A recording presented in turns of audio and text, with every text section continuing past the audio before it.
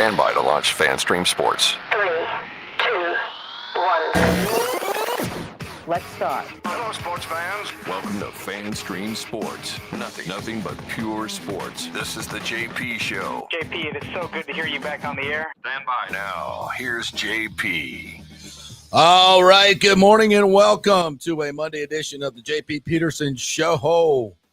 Man, we got a good one for you today. We have got a good one for you today. One of the three groups vying for the Rays purchase will join us and go public today. Local attorney Carter McCain will join us. He's leading a group that wants to buy the Rays. Joe Malloy, longtime Tampa businessman and former president of the Yankees for a year while Steinbrenner was being disciplined back in the 90s, has told the Times that he is leading a group that may want to keep the team in St. Pete with that deal. That's very interesting. We have an update on that. And there are other players that are involved that I've been speaking to that still do not want to go public just yet, but may sometime soon. Nick Geddes from On3 Sports joins me here in our beautiful Jeeves Law Group studio this morning in a rainy South Tampa. How are you, partner? I'm doing great. To think that until around 8:30 last night, I thought we were going to have a pretty, ho-hum Monday show here in March. The big NFL. Lavonte David comes back and he's not even the lead. Yeah. Sorry, Lavonte. I know. Love you, babe. One of our franchise pillars. We can't lead with him. I'm so sorry.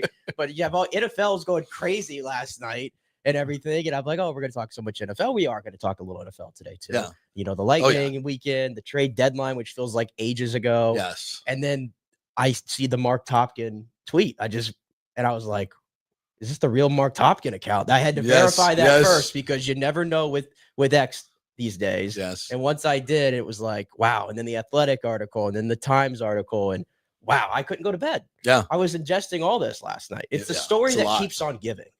It's a lot. And it's ever changing as well. And it's ever changing. But, I'm proud that we've been out front on this, even though a lot of these major publications will not give us credit for naming the Bartolo and some of the other things that we've talked about. We've been reporting for a long time that the commissioner and other owners are upset at Stu Sternberg and they want him out, pressuring him to be out. And that's kind of the big lead that the Athletic had. But obviously, that's something we've been reporting for months. So that's fun, and I'm glad that we've been out front on this, but it is ever changing, and we have some news and updates today that I think are very, very interesting. And as I mentioned, Carter McCain, local attorney, leading another group, will join us at 11:15 to kind of tell us what he can. He's not going to name names of all the investors in his group. All of these investors are signing NDAs, like Joe Malloy talked about in his Times article, and they don't want to be outed until they want to be outed. So we're going to get through all these articles and kind of explain exactly where everybody's as far as we know right now. And again, this is an ever-changing situation. And yes, we are going to get to Lavonte David. We will get to him as well. That's a huge story. Something we've been talking about for a couple of weeks, and we said we're pretty confident that he's coming back. That seemed like the first shoe to drop. Now, obviously, legal tampering starts today in the NFL. What's going on with Chris Godwin? It looks like Chris Godwin is going to hit free agency. And I think this is more about where the Bucs are and where the market is. And I think at this point, Chris Godwin has to know if somebody's going to throw $25, $30 million at him. I mean, DK just got what from the Steelers? I think it makes him $33 million per. Yeah. Which is like top 5 wide receiver money. Yeah. He's not that, by the way. The Bucs are not paying that. I don't think anybody They're not being close prepared to pay him that. It's weird because with the cap going up, that changes all and it's going to continue to go up. That's the other thing people have to realize. It's going up 20 to 25 million every year.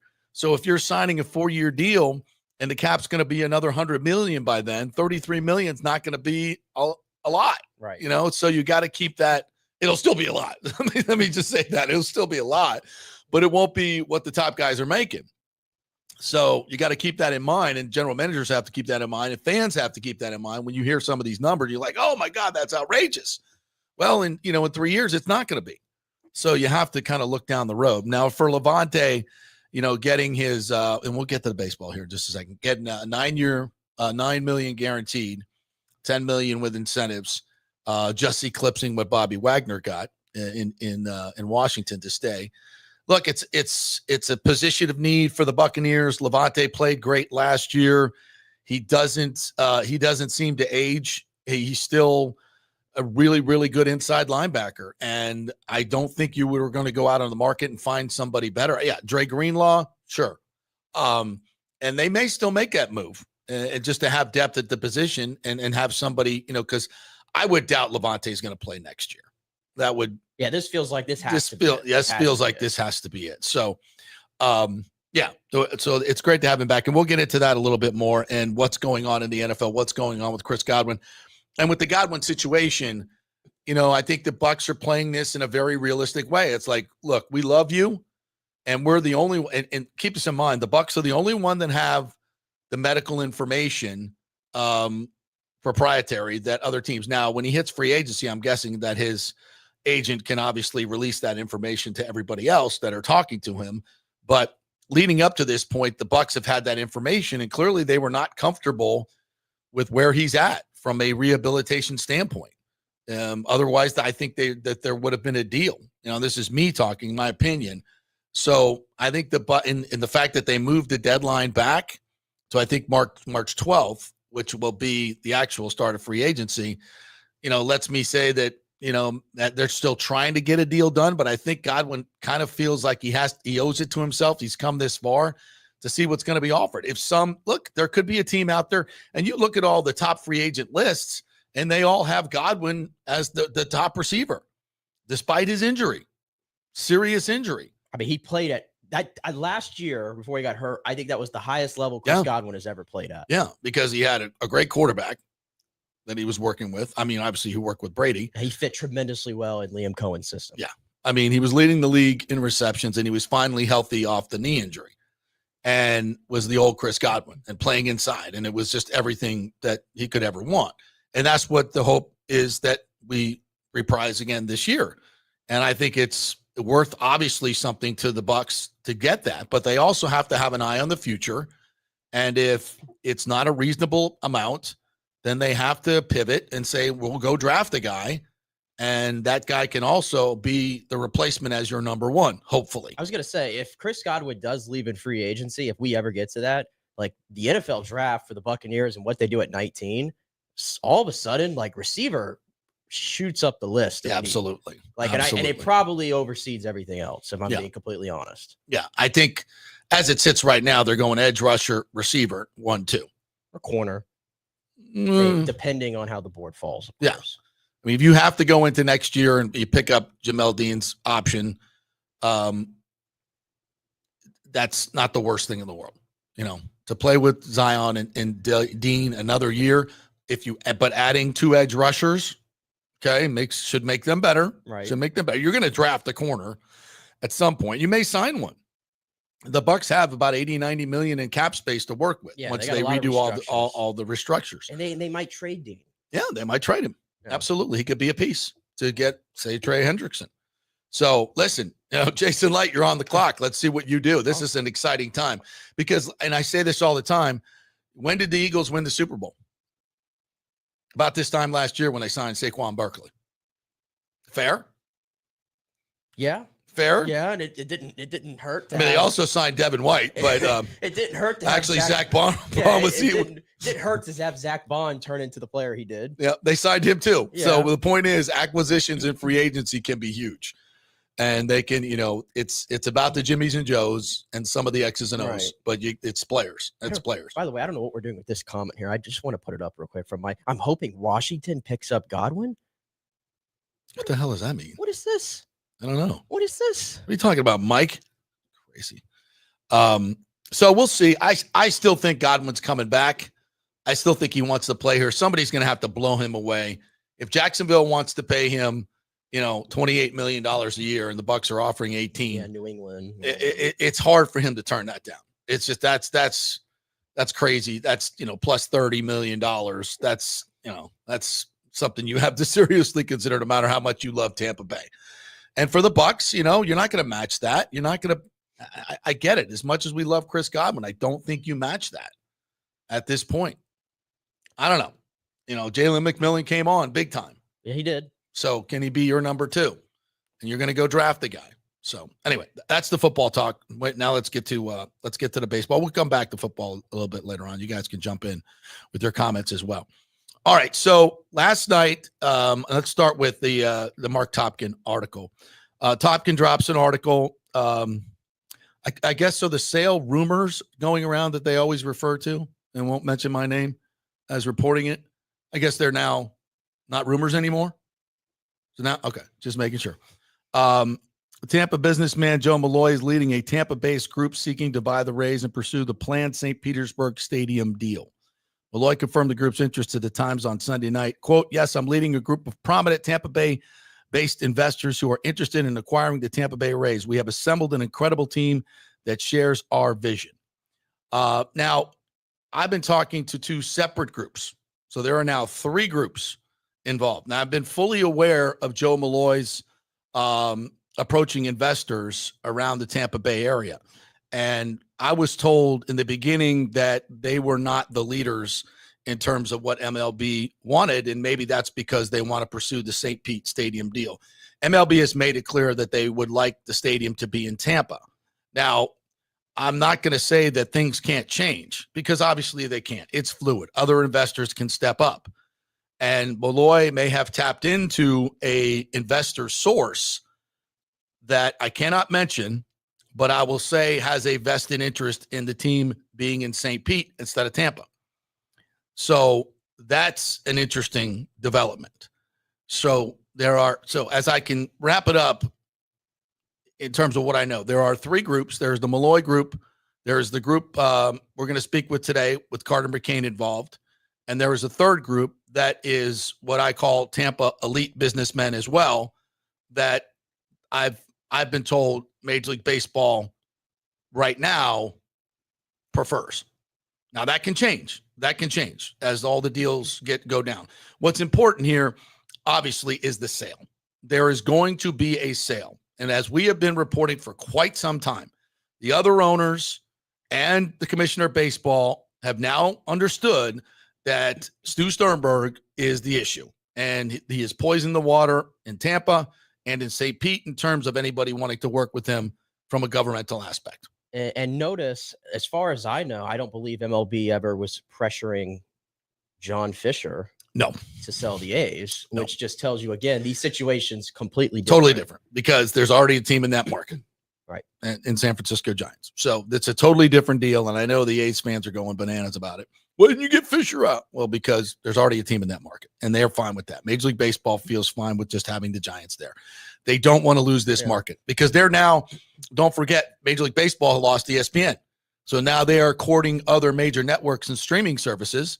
And they're saying we have the top 25 markets, which I believe they do. And if you didn't have Tampa Bay, you wouldn't have that.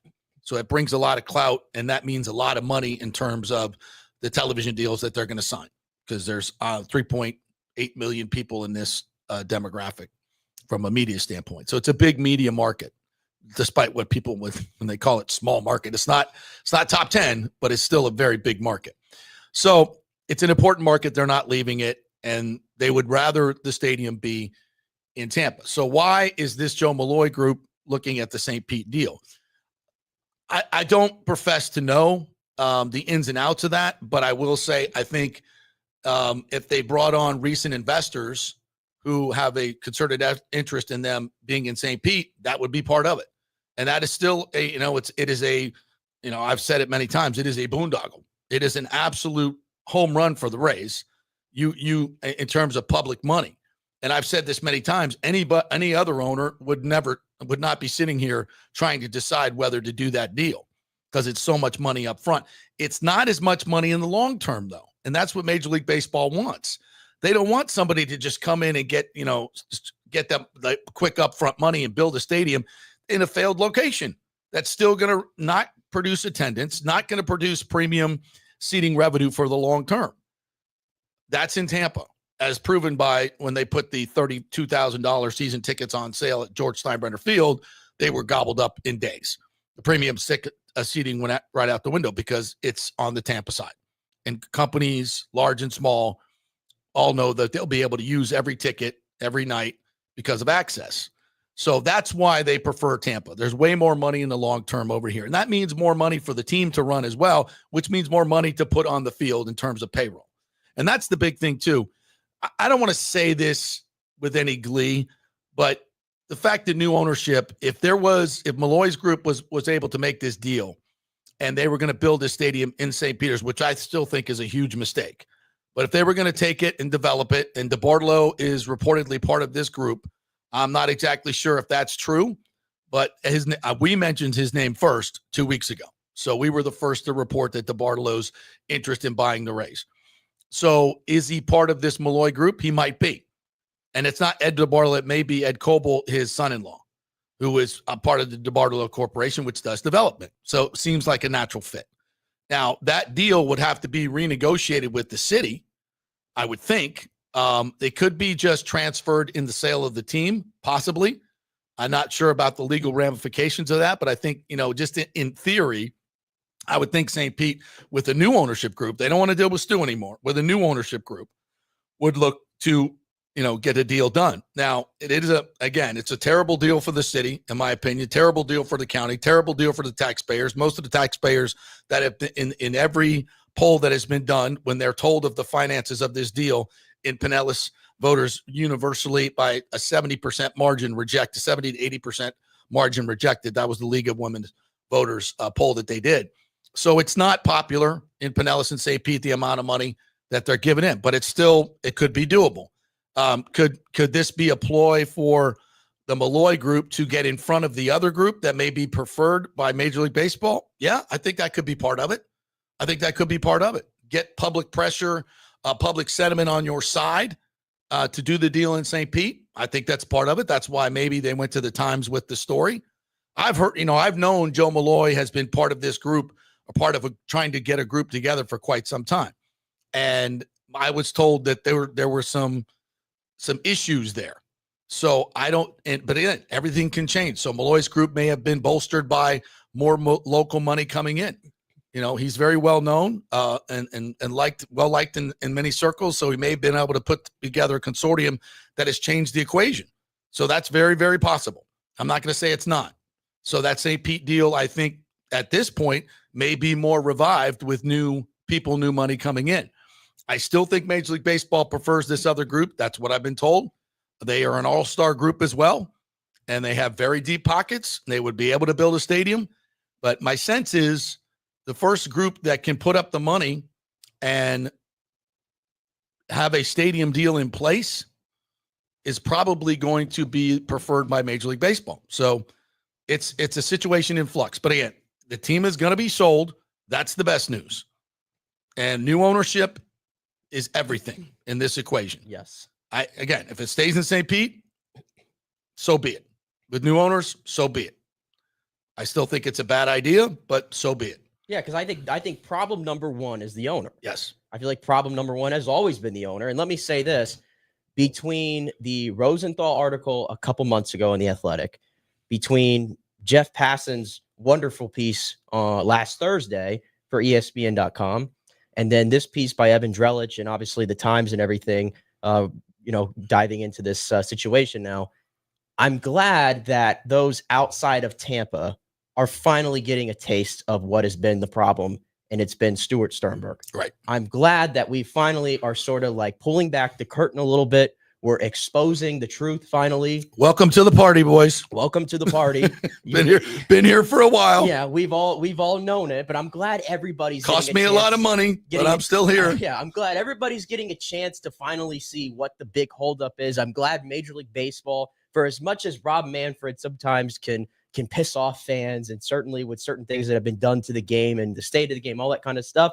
For me, he's already a winner in my book right now because he's going after the right dude. He's pressuring the Rays to sell. And I mean, it was stated in the article anyway that if the St. Pete deal falls through, the MLB ultimately wants it to remain in Florida with an eye on the Ybor City neighborhood near downtown Tampa. They wrote that. And they also, which we have been reporting. They also put the people briefed on the process, pointed to Orlando as a possibility as well. I just don't buy that for 1 second that Orlando's ever going to be a big piece of this. I don't either, to be honest with you. So I'm not really going to mention it much further. But to your point, in the scenario that St. Pete ends up being the place and this deal gets done with a different owner, I'm personally okay with that. Yeah. Because at the end of the day, you get new ownership, and provided new ownership is ready to take over and spend the amount of money that we would like to think that the Rays should be spending. We're not asking for $300 million. I'm not even really asking for $200 million. I'm asking for somewhere between 100 and 200. Let's get a little closer. Average payroll is around 150, 160. Yeah, let's get a little closer. Let's try to make this easier. You don't have to give up on all the things that you've done to be successful. You build on them. You build on that. You augment it, and you combine the two and try to create a powerhouse and give yourself enough chances to try to win a World Series. This year is a perfect example. This pitching staff is generational, or can be, if they stay healthy. I believe that. And it's cheap. It's really cheap, relatively cheap. I mean, there are pitchers that are making more money, one pitcher making more money than this entire pitching staff is being paid.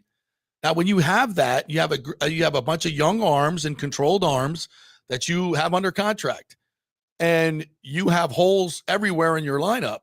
Any organization with any money and realize towards winning would obviously go out and get a bat or two to supplement that. The Rays did nothing. I mean, they improved with Ha-Seong Kim, a shortstop position that was historically horrible offensively. They improved the catching position, but Danny Jansen and Kim are not sluggers. They're better offensively. They're not sluggers. They're not bringing in a bat, but it's an improvement. You still have plenty of room to go get a big bopper or two, and they chose not to. Any of these groups that are vying for this team right now would have done that, I believe, without question. It's obvious. It's obvious. Take advantage of the great job you've done putting together a cheap but effective pitching staff and go get it. Yeah. But they chose not to. And also take this into account, too, when you look at this whole stadium issue and how we sort of got here, right? And it's been written many a times. The Rays have admitted it. It's been like the crux of this whole thing of how we got here was the hurricane that happened in October. Think of this. When you put this all together now and you sort of read between the lines of what's happened here, the Rays clearly did not want to go through with the deal that they agreed to, that they fought so hard to get, which is a good deal for them, by the way. Unbelievable deal with them. And then the hurricane happens and they decide that, we can't do it anymore. Like, I think it was just an excuse. You know that. I don't think they were ever going through with it. This is to my point, though. Yeah. Think of how comfortable they are having horrible optics, by the way, to say, yeah, the hurricane came through and now all of a sudden we can't do this deal anymore. We're going to continue to blame this hurricane on everything. Like, they're so comfortable in like using that as the excuse. Even though to everybody else, it's like, no, that's kind of a horrible thing to use as excuse. You know why? Because they wanted to piss off the Pinellas County and Chris Lafala, those commissioners, or the city, so they wouldn't vote for the bonds and they would default. And then the real estate would go to the Rays. They could follow through with the real estate deal and get the it feels like this was all about getting the real estate. Of course it was. Like I told you from the beginning. When Stu Sternberg said he's going to pay $700 million plus cost overruns, what did I say? What I said, bullshit. That ain't happening. Yeah. That ain't happening. And how do you something else is going on here. Let's see what the deal is. Yeah. And that something else was getting $700 to $800 million worth of real estate for $50 million up front and another $50 million in 10 years. And I'm curious to see how you feel about this part in the Athletic piece here, because there's a quote here from Matt Silverman. Okay. And he says, it's not a question of whether we have the funds. Yeah. Oh, that's the old quote. We do. Go ahead. The question is whether it's a good use of those funds to commit us and MLB to this ballpark for the next 30 years. And then Drellich writes this paragraph, and this is very interesting. I want your take on this one, because I feel like this is a very fascinating take by the Rays. The Rays, however, believe they should not be committing to a stadium project where they don't think they can thrive. People briefed on the possibility of the team sell said. The Rays feel that fellow club owners should be glad the team does not want to sign up for 30 more years of middling success, because it would mean they'd still be propped up by revenue sharing. The team also feels singled out compared to other smaller market teams that have been less successful on the field, including in comparison to the Miami Marlins. That's because the owners finally figured out that Stu's been playing them with this revenue sharing. He could have got a stadium deal done in 2018 in Hillsborough County, and they wouldn't have been paying him revenue sharing checks. But he walked away and he told everybody, oh, the deal wasn't good enough. Hillsborough didn't have any money. There was no corporate support. All bullcrap. Lies. But they believed him. They believed the false narratives. And then what did he do? He did the same thing to St. Pete. Strung him along for a decade. 3 mayors. Got to the finish line, got everything he wanted, and said, oh, now the numbers don't work anymore. You just signed a deal a year ago. Now the numbers don't work? What? Come on. What are we doing here? It's just more just wasting time. And so they're trying to flip it and say, oh, the owners should be happy. No, the owners figured it out, that you've been taking advantage of them for quite some time, and they're done. And they know you're not going to get it done on one side of there. So they're going to say, go get somebody with local ties that can do this deal in Tampa where the money is. They know where the money is, so we don't have to pay these revenue sharing checks. And, oh, by the way, we can get on with expansion and get our $2.2 billion in expansion fees that all the owners get to divvy up. That's another couple $100 million to them. And Stu's been the one that's holding the whole thing up, and they realize that now. So, yeah, they're pissed. And so is the commissioner. We've been saying this for over a year. And now it's finally in print everywhere else. So, okay, fine, whatever. But this is where it's at. And so Major League Baseball is committed. And I love the fact, because everybody's been asking, well, what can Major League Baseball do to make Stu sell? Well, they could take his revenue sharing away. That's in the Athletic article. There's the new CBAs coming up. They can draw up new rules, and that's $60 million. We've always wondered what the number is, and I told you it's about 50, 60 million, but the last printed one was 30 million. That was 10, 12 years ago when the Deadspin article came out on the league finances. But it's now $60 million a year. Yeah. And that's in revenue sharing. That's not even was central fund money that every team gets, right. which is probably another 100 million. And it was also printed that Manfred can also put financial pressure on the Rays. He can lessen or straight up eliminate their payments from the 2 pots of money he controls, which is the commissioner's discretionary fund and the commissioner's supplemental discretionary fund. And those pots are not publicly disclosed necessarily, but it's probably somewhere it says in the several million rather than tens of billions. But that's right. It's still, though, like Manfred has some power here that he can wield against the Rays. So it's significant, and it's going to force him to sell. Because he can't do a deal in Tampa. He can't do a deal in St. Pete. Listen, if, as Nathan Stout says here in the comments, if this deal right here, $6 million plus upfront cash, $100 million from an MLB loan, and nearly $1 billion in future market land, if that's not good enough for Stu Sternberg, there's no deal that's good enough. Exactly. It literally does not get better than this. Yeah. And I think that's what makes it very frustrating. And everybody can see through now what the problem is.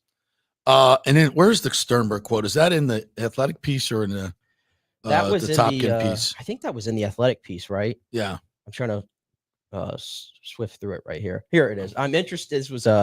This was Stu Sternberg said I'm interested to read about what industry partners have told you about our franchise and its future. Was the quote that he gave Evan Drellich yesterday. Like he doesn't know. Yeah. He's also the one that told the Times, and they reported that the team's not for sale. Right. Was that 2 weeks ago? We would know if it was for sale. We would know if it's for sale. Yeah. The Times had that one. They did report that. So yes, the team is for sale. The team is for sale. And it has been for sale for quite some time, as we've reported. So that's the thing about Stu, is he just such a gaslighter. Like, I'll be very interested to find out what my partners are saying. Like you just went to the owners meeting. And what did Manfred say? I've been spending a lot of time with Stu. Remember that quote? Yes. And we said, yeah, he's been spending a lot of time explaining to him it's time to sell the team. And you better sell the team, because if you don't, this is what's going to happen. Yeah. Can we also talk about too how Commissioner Latvala remember when this first started, and he was like just the greatest. He was public enemy number one to so many Rays fans when this started. Yeah. And I think even we criticized him for certain things. No, he was at least not me. You did. You did, not me. Sure. You did. But what a face turn he's had here over the past calendar year, to the point where he's sort of like the front spokesman for all these Pinellas County commissioners. I don't know if I should be mad at him or happy, because he's definitely usurped me as public enemy number one. Stu's much more concerned with him trolling than mine, but he can't call up and get him fired. I mean, he's been holding. I mean, every day, it's an adventure on his Twitter account when he's just taking shots at Stu left. Like, he does not care. It's glorious. It's great. It's glorious. And it just feels good for me to back up what I've been saying for quite some time. And I've always said, it's never been personal with me about Stu. It's just how he runs the team and how he has treated the two cities and what could have been if not for his handling of this situation. And I'm glad that the commissioner and the owners and Lotfula and the city council, I mean, Stu has no allies anymore. None. No. He's got none. He tried to get investors to come in and help him. Nobody wanted to partner with him. Obviously, they saw what he did allegedly to the partners in the lawsuit. And again, it's not personal. It's just about what I want is best for Tampa Bay and what's best for Rays fans. And also too, I'll give you this too. I remember when this first was starting out back in 2022, and we were doing the shows together when this whole deal was coming together, and you were giving warnings out to Mayor Ken Welch too. Way ahead of time, saying like, I know you think this is great and everything, but be careful, be aware of who you're getting in with. Yeah. Because we've been down this show before with previous mayors, right? Multiple mayors in St. Pete. Yes, and I've talked to every one of them at length, right, about their dealings with Stu, and with much of it being off the record background information. That's why I don't talk about specifics. I just tell you he's impossible to deal with. He constantly moves the goalposts. And when you're in a situation like these mayors are, where you have limited funds and limited opportunities, but a glorious opportunity. It's a once-in-a-lifetime thing that the city of St. Pete's going to be able to do. And you got to get it right, man. You got to get it right. And Kreisman was smart to walk away. And Baker and the rest of them were smart to Foster were smart to walk away. And they had no, but when Ken Welch did that deal, I told him, I don't mean to be that guy, but it's just, as I know, and I've talked to the people that dealt with him in Tampa, and it's always the same things. And finally, it's come to a head now, and that I think is the best possible solution of all. So for all of you who's like, oh, you don't want St. Pete, you're anti-St. Nope, love St. Pete, lived there for a while, worked there. It's been part of my life, love the place. It's just not the place for a baseball stadium. Simple as that. They have it, and it could do so much more on that Trop site that would benefit them instead of cost them billions of dollars of taxpayer money going to a baseball owner. You don't need it. The developers downtown St. Petersburg said, look, give us the land. We'll go build some more condos. We'll put billions of dollars into the economy, tons of jobs that are going to be better paying jobs than, minimum wage jobs at Tropicana Field or the new Tropicana Field, whatever it's going to be called. We can do way better, and they can. And all your constituents will still be able to go to Rays games in Tampa. It's a win-win, but building it there is a lose-lose on so many levels. So will Malloy's group build in St. Pete? I don't know. That might be something. I still think it's an 80-20 Tampa situation, but it could change. It could change. It's a fluid situation. And I think this other piece, if there are new investors that have joined Malloy's group that have a vested interest in that team being in St. Pete, then that could change the deal. That could change the scope of it. All right, let's get to some of the comments before we hit the break. By the way, thanks to the Jeeves Law Group. We're obviously sitting in the Jeeves Law Group studio. Italiano Insurance, our great partners there, the Golden Diamond Source, Third Generation Plumbing, Cafe Paradiso, all of our great sponsors. We thank you guys so much for allowing to do what we do, because I know you get calls from people, and I thank you all for being stalwart supporters of independent journalism like we've been able to do. So thank them, and I implore all of our folks to go use our local sponsors. All right, let's get to the comments here today. We'll go back to the top. Boy, you got lots of them. Thank you guys for jumping in here today.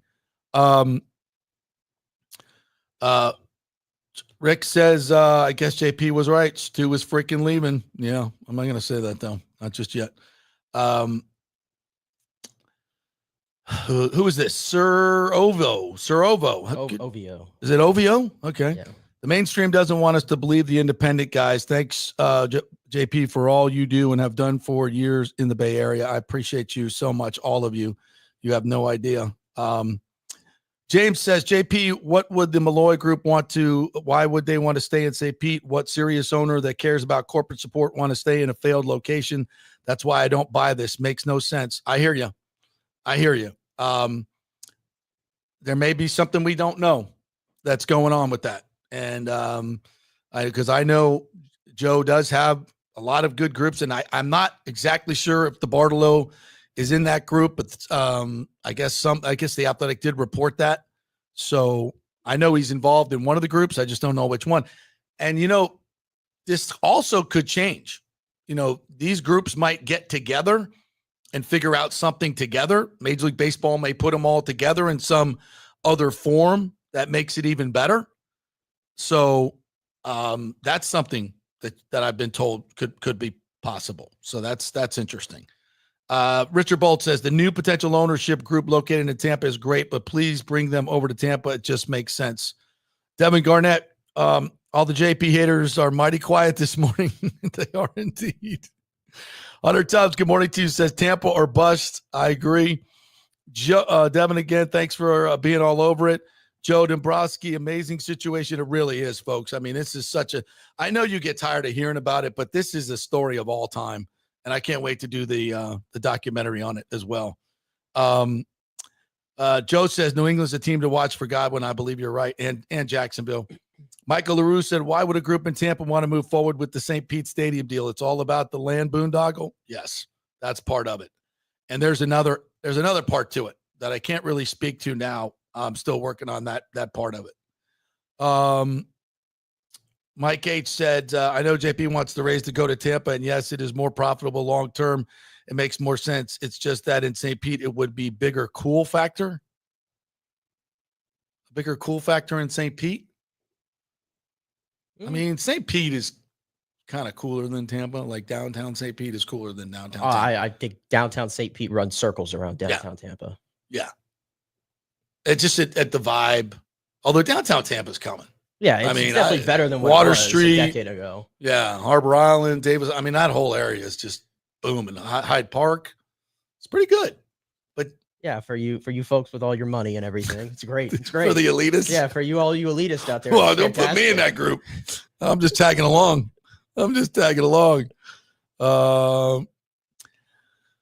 Michael Lewis says, how quickly can they get the Ybor Stadium built? This is a very interesting situation because when Hagan came on the show months ago and said the Ybor City plot was still available, that's Daryl Shaw's Blue Pearl. That's his. He's already building the gas works. Interesting. We have gas plant and gas works, right? So the gas works in Ybor City, he's already building condos and whatnot, but he's kept that plot of land for the Rays open. And he's done that for a reason. And I believe he is part of one of these ownership groups because he's got the land. And that's the stadium deal is obviously key to getting this done for Major League Baseball. And I think Daryl Shaw is actually a huge part of this. And he is part of the development group. They're going to develop the parts around it. And you're going to hear from Carter McCain. His group is also interested in doing an entertainment complex around it. And that's really their business. And he'll talk to that. So that's the third ownership group that we're going to have on at 11:15. So that's all part of it. So I think the Ybor site is still alive. I would think they would go with the populist design that the Rays did back, what is it now? 7 years ago.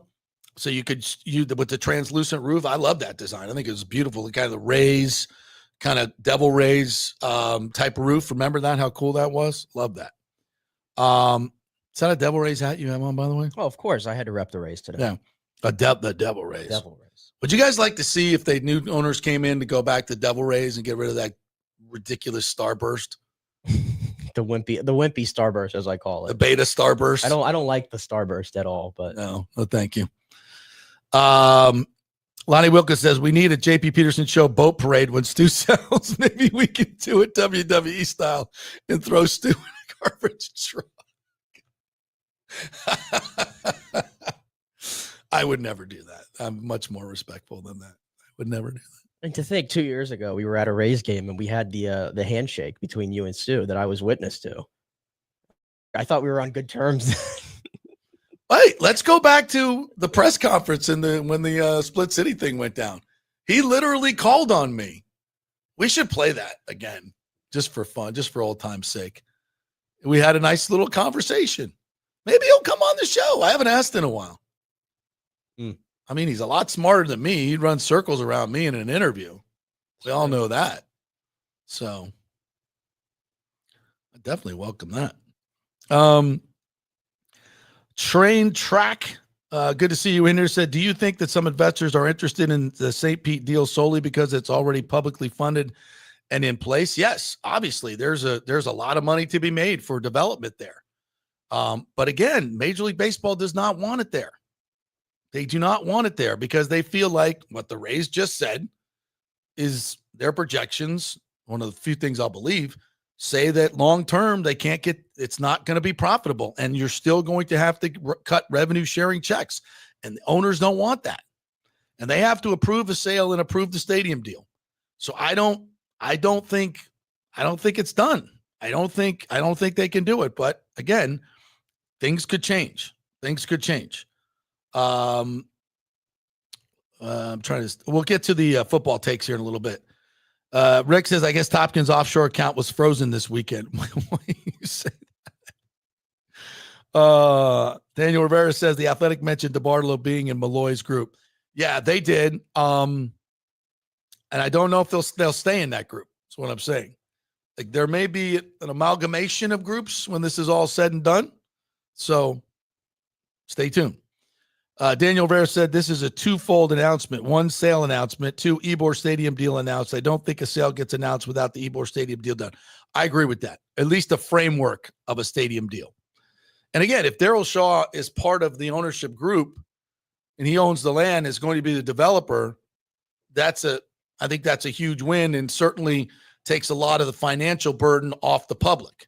As I've said, this would be a three-pronged public approach. Hillsborough County would throw in money, the developers would throw in money, and the ownership group would throw in money, and you get it done. The Last Weights Media says, I have no clue if you read your chat, but is there any insight on where the team would play in 2026 if a deal gets done with a Tampa-focused group? Would it still be the Trop, or I think he's asking if they're going to repair the Trop. I have been told by a very well-placed source that they are planning at least 2 years at Steinbrenner Field, or at least starting the 2026 season at Steinbrenner Field. Yeah, that would be the most likely scenario at this point, was that they would start at Steinbrenner or wherever, and then eventually they'd move back into the Trop for 2026. My feeling is that, and this is just my opinion, that they don't repair the Trop, which that vote's coming up on the 27th, and they don't repair the Trop. St. Pete would have to pay the Rays freight at Steinbrenner Field, which is like $15 million a year, which I think they would take over, obviously paying, at least $60 million to repair the Trop. At least, that number's going to go through the roof. At least they would have a fixed cost of $45 million, which they might be able to get. Insurance would pay some of it, maybe some FEMA money. I doubt it, but maybe. So I don't think the Trop gets repaired. I think if this sale goes through, they would play 3 years at Steinbrenner. And I think, I think they would, and they could add seats the next 2 years in the off season to get obviously they're going to make as much money in ticket revenue as they would have made in the Trop, if not more, because of the pricing. Yeah. The prices, I did look actually to get a gauge for it. And it looks like there's a clear sort of like tier based on who you're playing. Obviously, like if they're playing the Dodgers or someone like that, you're going to pay over $100 a ticket as the cheapest get in to start. But if you want to go see the Rays play the A's or the White Sox or whatever, and that's your thing, $35 will get you in. So it's going to be spread out among the teams, it looks like. James says Topkin always writes the story that benefits Stu the most. MLB wants Tampa, so Topkin gave Malloy a platform, and Stu keeps real estate. Anything he writes is tainted. I don't know if that scenario works out. I don't think there's any way that Stu gets the real estate. I don't think there's any way that happens. I don't see that happening unless he sues and wins. And I don't know what basis he would have since they would be defaulting on it. I don't know how he could get that, but I'm not an attorney. So RJ Martin says, not really happy to hear they're wanting to pursue St. Pete still, but hoping they sell soon and get something done in Tampa. Again, I think there's another shoe to drop as far as that goes. And I still don't think the other owners want it. I know the other owners don't want it in St. Pete and don't want, and the commissioner also. So, all right, let's take a break. We'll take our first break. We'll come back on the other side. Carter McCain will join us at 11:15, local attorney representing one of the groups trying to buy the Rays. So we'll get his thoughts on what's going on with this situation. We are brought to you by the Jeeves Law Group, JEEVESLawgroup.com. If you have any legal issues whatsoever, get a free case evaluation by just calling them or emailing them at the JeevesLawGroup.com. Just go to the website, get the number. They are local, they are trusted, and they get results. Don't go with some larger firm and just become a number. Go with the local firm that supports your community, supports your favorite sports show, and they're hell of attorneys. That's the Jeeves Law Group, JEEVESLawgroup.com. Not attorney spokesman, Office of St. Pete, Tampa, back in 3.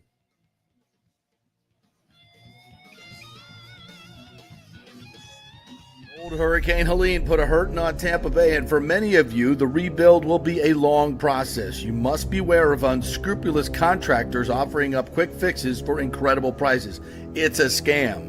So go with long-standing, reputable companies like Third Generation Plumbing and AC. My friend John Rodriguez has been serving Tampa Bay since 1995 with hundreds of 5-star reviews. If you need a new AC system or any home repairs from Helene, they will work with insurance companies to get you taken care of quickly, expertly installed, of course, and a 1-year maintenance plan and 10-year warranty included on all AC units. 0% financing for 60 months. Contact them at thirdgenerationplumbing.com or 813-961-8024. That's 813-961-8024, thirdgenerationplumbing.com. So many of our Tampa Bay neighbors are finding out the hard way from Hurricane Helene that homeowners insurance does not cover flood damage. You must have flood insurance. It's a separate policy. Immediately call Italiano Insurance at 813-877-7799, and they will shop around to find the best policy before rates go up. Lock it in. Over 60% are underinsured in Florida, or you're not getting your discounts that you're entitled to. So do an insurance checkup at Italiano, and they could save you thousands of dollars. Italiano will make sure you're with a highly rated insurer, so there are no surprises in your time of need. Our hearts go out to all our neighbors devastated by Helene. These are the times we're proud to protect all the pieces of your life. Italiano Insurance, 813-877-7799. Ciao, Paolo Tini here, owner of Caffè Paradiso, voted number 3 People's Choice Award on Open Table. I want to thank all our loyal family of customers that have been enjoying our great traditional Italian dishes we make from scratch every day. It's a great family story we're proud of. Our family moved from Rimini, Italy in 1984. My dad, Caesar, started Donatello, and that's where I got the start in the restaurant business. I started Caffè Paradiso on South McDill in 1995, and we've been there ever since. From our traditional ossobuco, a veal slow roast for 4 hours, to our daily fresh catch, the Gruppo Paradiso, with a piccata sauce and lobster claw meat, homemade pasta like lasagna, farfalle salchicha, which is a bow tie pasta homemade with fresh sausage. Hold on a minute, JP's favorite. I love it. So come and have a glass of wine with me on South McDill. Get a reservation on Open Table and see all our 5-star reviews. Ciao, see you soon at Paradiso. Let's go. Right now, back to the show on FanStream Sports. All right, welcome back to the JP Peterson Show, brought to you by the great folks at Italiano Insurance. Get your insurance checkup right now. They'll shop it around for you to all the companies they represent, dozens and dozens of companies, not just one company that you're probably dealing with. New homeowners groups come in offering some lower prices, perhaps, and also make sure that you are fully insured. 40% of you are not fully insured. So when you go to make your claim and the cost of construction has gone up, your house has gone up, you don't have enough money to cover it. That's a problem. Make sure you're fully covered.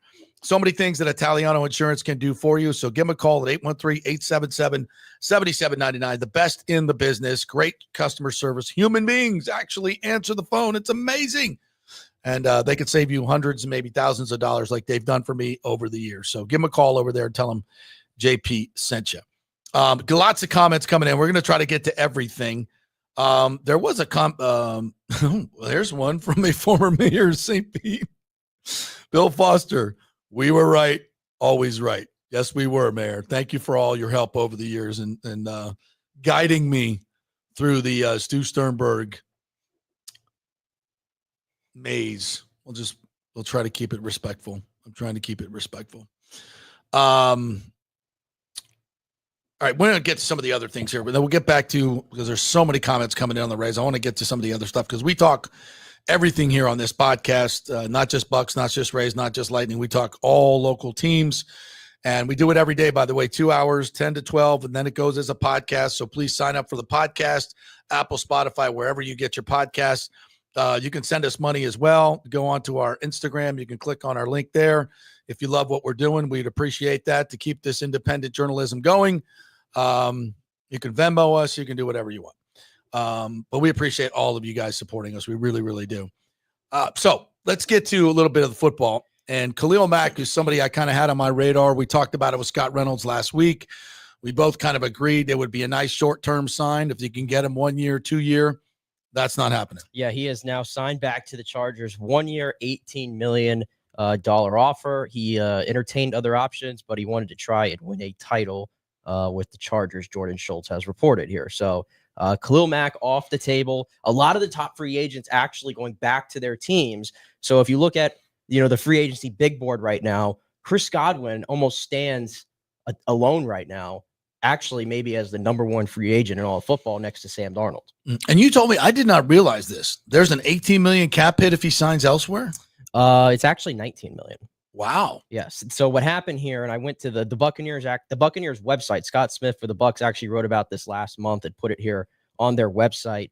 The deal that they had, the 3-year deal from 2022 to 2024, included 3 voiding years. 2025 to 2027. That's for the Brady years. Yeah. So They will incur a dead cap hit of $19 million when that contract was voided. So can we spread that out, or does it have to hit this year? I guess it probably has to hit this year. I think it has to hit this year. So that's the thing that goes a part of this equation. Yeah. In terms of the price going up for Chris Godwin, the Bucs might be more comfortable getting to that price because look at what you're going to have to pay to not have Chris Godwin on your roster. And we talked about his injury. I don't have any fears that he's going to be fully healthy. I mean, I shouldn't say that because you never know with any injuries. There could be complications. It's a dislocated ankle. There's ligaments. And somebody wrote about it maybe last week. I don't know if it was from Pewter Report who might have written it, that there might have been he's not recovering as quick as the Bucs would have hoped. No, I think that's pretty apparent. Yeah. Yeah. So, but if you have faith in Chris that he's going to do everything to get back. It's not an injury. It's not like an injury that, of course, remember with Ryan Jensen, that was a torn ACL. He went the stem cell route, and it was a cartilage issue that was unrepairable. Yeah. Once you lose the cartilage in the knee, you're done. So, you just never know. But there's some trepidation on the Bucs, and they know him better than anything. So you just got to trust Jason Light. He knows what he's doing. Yeah. But it's a great point. And I've always said this too about Chris. When you compare Chris and Mike and their longevity, Mike, to me, the fact that he's still doing this at 30, 31 years old is incredible. And Mike, has had, these hamstring issues and things like that have pop up.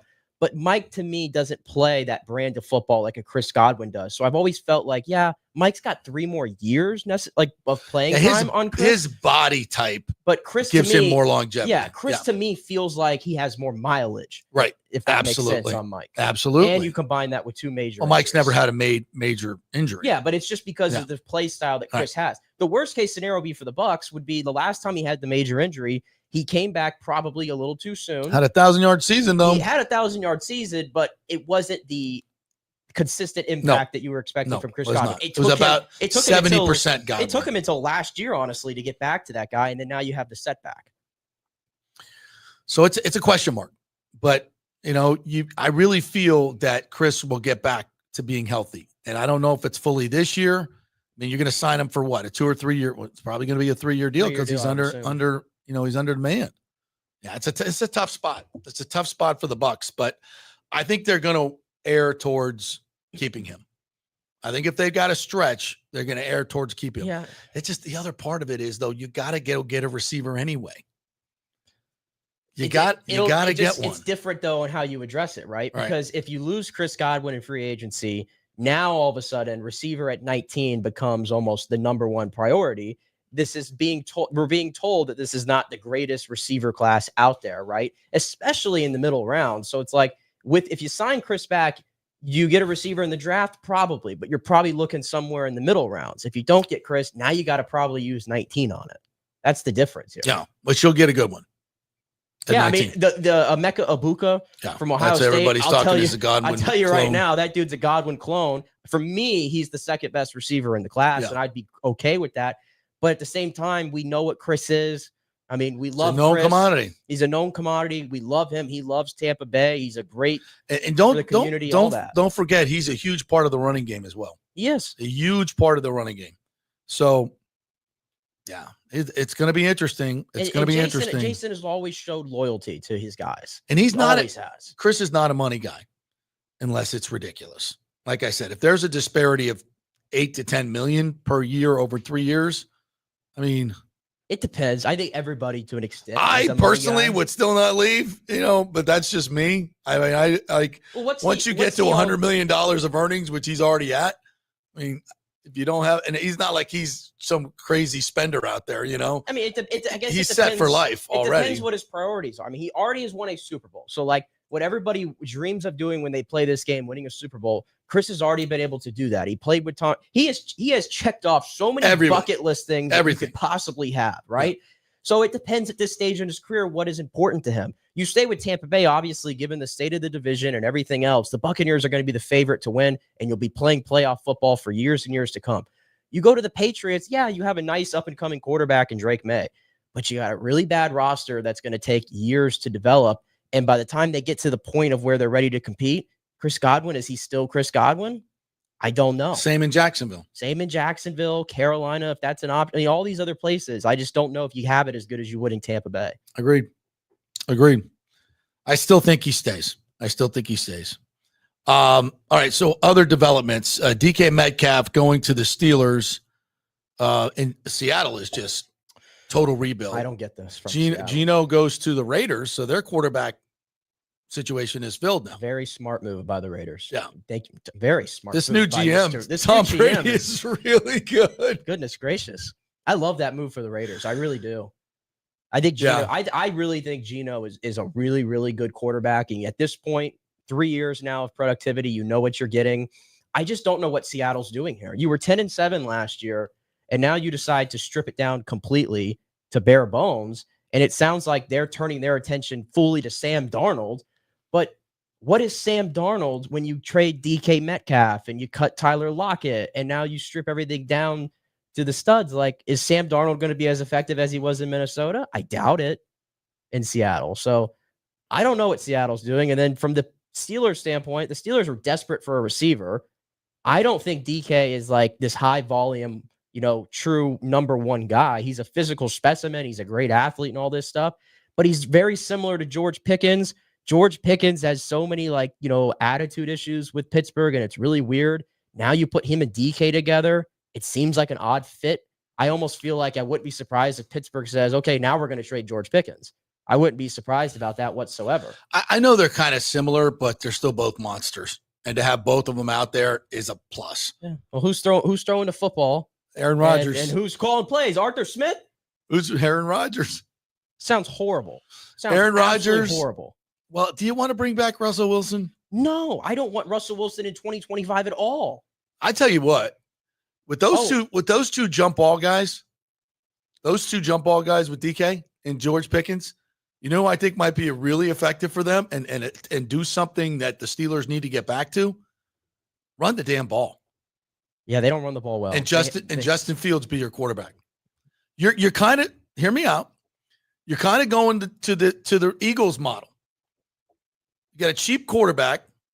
They're not, obviously, he's not, Jalen Hurts is not cheap, but you'd have a cheap quarterback. You could go beef up your offensive line, get a running back, get a running game going again, make Justin part of the running game, like the Jalen Hurts. And when he's got to throw the ball, he's got these huge receivers with huge catch radiuses, not even he can miss. It's interesting. I think, and it kind of fits the Steelers mold. Two really physical receivers, a physical run game involving the quarterback, Get back to who you are. Play good defense. Yeah, we'll see. By the way, It's like Aaron Rodgers. He's not a Steeler. it doesn't feel right. It just doesn't feel right. No, like Aaron Rodgers to the Giants would be.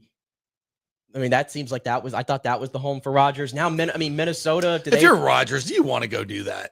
If I'm Rodgers, I'm going to. If I'm Rodgers, I'm going to Minnesota. Sure, yeah, but why isn't it going to be JJ McCarthy at this point? If they're shopping Sam Darnold, We don't know. It would be funny if Rodgers went to Minnesota because he would complete the Brett Favre trifecta again.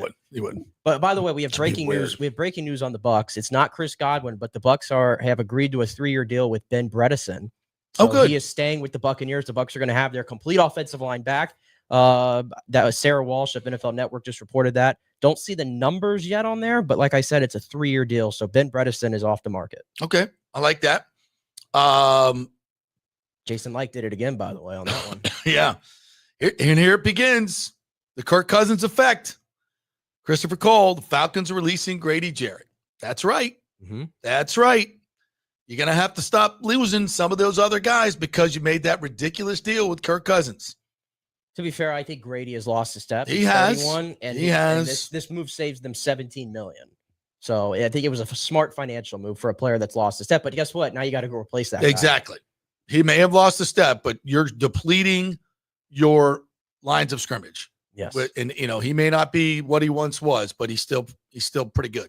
He's still pretty good. It wouldn't surprise me if Atlanta, though, replaces... I'd rather have him than a broken down Kirk Cousins. Sure. It wouldn't surprise me, though, if Atlanta goes to replace him with like a Jonathan Allen or someone like that, though. Would not surprise me. All right, I just got a text like someone in the know is asking me, just curious when Stu will realize he's cornered. Well, I'm sure he's reading The Athletic today to find out what the other owners think of him. Well, and this is part of what, I've heard in terms of the negotiations of this new team. Look, the Rays are worth 1.25. That's what Forbes says. And as we said many times, they're usually about 20% undervalued when they sell. So even if it's 1.5, he's trying to get 2.2, I've heard. And this is what's holding up the deal.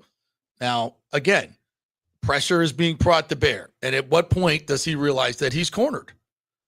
I mean, Stu, take the money, get out. Yeah. Let's go. Let's move it along. By the way, just quick, the financials on Ben Bredeson, it's 3 years, $22 million for him. Guaranteed what? $12 million. Okay, so 3 years, $12 million guaranteed. It's not bad. No, I mean for a starting left guard, that's his cap hit's probably going to be, 5 to 6 when it's all said and done with voided years and all that. So that's pretty good. That's good. Yeah, like I said, Jason Licht just threw a dart at the board and said, Bren Bredeson, Suo Opeta, right? And it ends up being Bredeson. He played, I think, decently well at left guard. Wasn't a problem by any means. And now you keep all 5 together. You kept Kevin Carberry. I mean, the offensive line, again, this is one of the best units in football. Absolutely. It's going to give the Bucs a chance no matter what. If you'd have said, all right, we keep Liam Cohen, but we lose Carberry, not that it would happen, but I'm just saying the point is we're fine. We're fine offensively. Yes. I don't know how the Grizzard of Oz is going to call plays. I don't know how good he's going to be. But you know what? All the other ingredients are in place. If this offense takes a step back, it's not going to be a huge step back. And they could still take a step forward. They could still be better than 4th. My guess is they'll be about the same. And that's fine. Give me a 4th best offense in like the Bucs have ever had that. It's fantastic. Go in a balanced offense. It's not only the 4th best offense, it's a balanced 4th best offense, which makes you more able to win games and control games, which how you lose the freaking Redskins in the 1st round. I don't know. All right. What else we got in the any other breaking news around the NFL? I'm continuing to refresh Twitter here, but I think I've caught up to today. Like J.C. Horn, big contract to stay in Carolina. Obviously, that's in division. So they I think he got 4 years, $100 million, big contract for J.C. Horn in Carolina. I think it was reported over the weekend that the Saints and Derek Carr have agreed to a restructured contract. So again, I don't think he's still their quarterback. It doesn't move the needle much for me for what New Orleans is doing, but those I think that's sort of what has been going on in the division so far. But a lot of things cooking right now as we hit the Myles Garrett stays in Cleveland, gets $40 million. That happened yesterday. I don't understand this from Cleveland. Rip the Band-Aid off. You're not going anywhere with Myles Garrett. You're not going anywhere without Myles But they Garrett. were going to take a huge cap hit this year and next if he didn't play. And you're going to be paying the guy anyway. You might as well have him on your team. I guess. Go get a new quarterback. Like for the be value, done with the Deshaun Watson thing. For the value you could have gotten from Myles Garrett, like you're in a rebuild. You're in a reset. Like well, maybe it wasn't. Maybe it wasn't as much as people think. Maybe it wasn't offered 2 1s and 2 2s because of the money.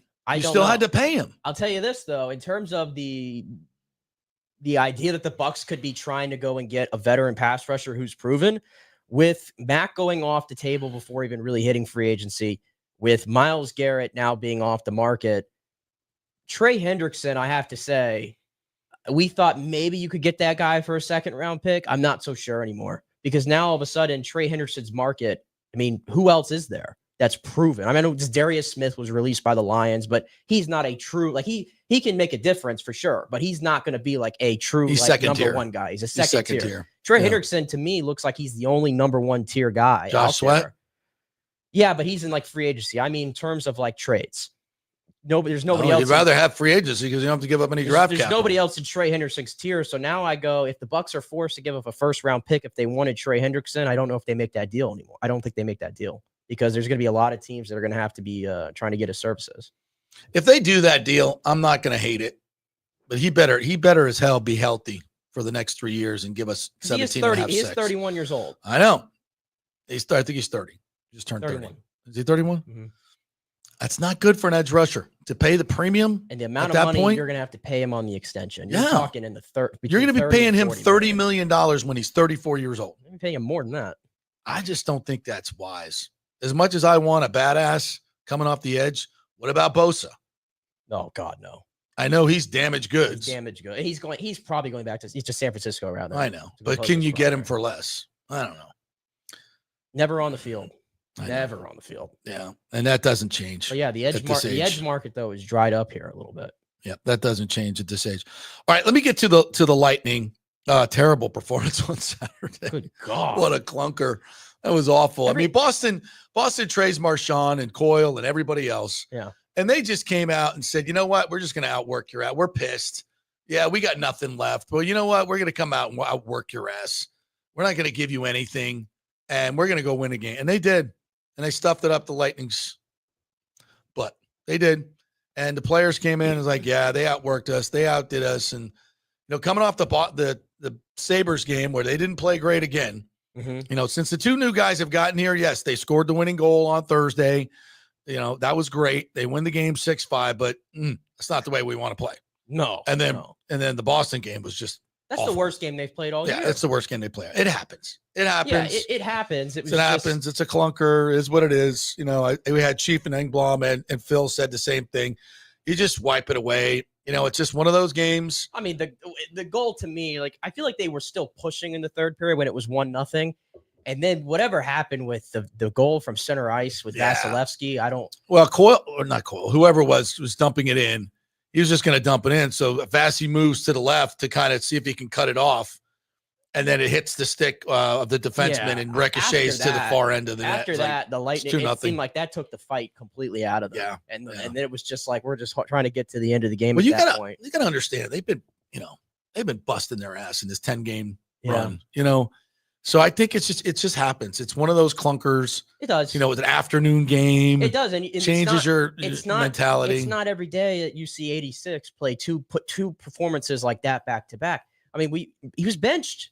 He was benched on Thursday. Well, he didn't get benched. He didn't. He stayed in the game. Well, he was taken off the power play. And he was. Oh, no, I thought you were talking about 88. My bad. No, 86. My bad. It gave way to one of the great photos. Oh, yeah, he got benched. This he one got right benched. here. Yeah. That was funny. Yeah. But he was benched right there. And again, we've talked about this all the time. Cooper will bench anybody. It doesn't matter. Which is good. Makes him a great coach. But then Kucherov comes out and he plays even worse. Yeah. You just don't see that often. So it's nothing to be worried about. But, you look at we're getting down here to the crunch time. There's 20 games left and the Lightning, this is the unfortunate part of the system that the NHL has. And I don't enjoy it whatsoever. I don't think it's great. Is that one of Toronto, Florida, and Tampa, who I think are the three number one, or those are the three best teams in the East in my opinion. I know Washington's out there, but I got to see that in the playoffs first. I think Toronto, Tampa, and Florida are the three best teams in the conference. One of those teams is going home in round one. And they all just put their chips on the table at the trade deadline, with Florida getting Seth Jones and Brad Marchand, the Lightning getting Bjorkstrand and Johnny Gord, and then Toronto making the move to get Brandon Carlo from Boston and some other small moves. Like, they've all thrown their chips into the middle, and one of those teams is going to go home. Yeah. I hate that part of the system, but I can't believe Boston traded Marchand to division round. No, it pissed me. It actually pissed me off. Like, you jerks. It pissed me off. And then they came in and beat our ass. Yeah, it was horrible. But I will say this. I can't wait.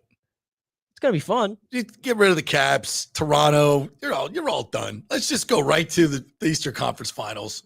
It's Florida and Tampa Bay. Let's effing go. Well, they can't play each other in the conference final. It can't happen. Florida. No matter what. Oh, that's right. No matter what. That's what I'm saying. Like, the road to get to a conference final in the Eastern Conference. Yeah, they have. It's going to have to go through. through. That's right, because they set it up. Oh, that's right. That's what I'm saying. I hate the way that it's set up. So, but they can play first or second round. They're going to, if the Lightning play Florida or Toronto in the first round, then guess what? They're probably going to have to play Florida or Toronto in the second round, depending on how it goes. Yeah. You got to go through them at some point. You got to go through them at some point. I'm just saying, everybody threw all their chips in with the trade deadline moves, and somebody's going to come away. Marchand, I guess, said that he would welcome a trade to Florida. Is everybody in that locker room okay with playing with Brad Marchand? I guess when he comes to your team, he's a professional. He is what it is. Keep this in mind, though. Marchand's hurt, and I don't think Marchand can come back to the playoffs. I thought. Same with Tkachuk. Yeah. So you don't have a lot of time to really get chemistry in these last 20 games anyway. That's a good point. But now those guys aren't even going to play together until the playoffs. Right. But on the paper, though, the idea of Marchand, Tkachuk, and Sam Bennett on the same line, like, I don't want to play that. Well, Kucherov point.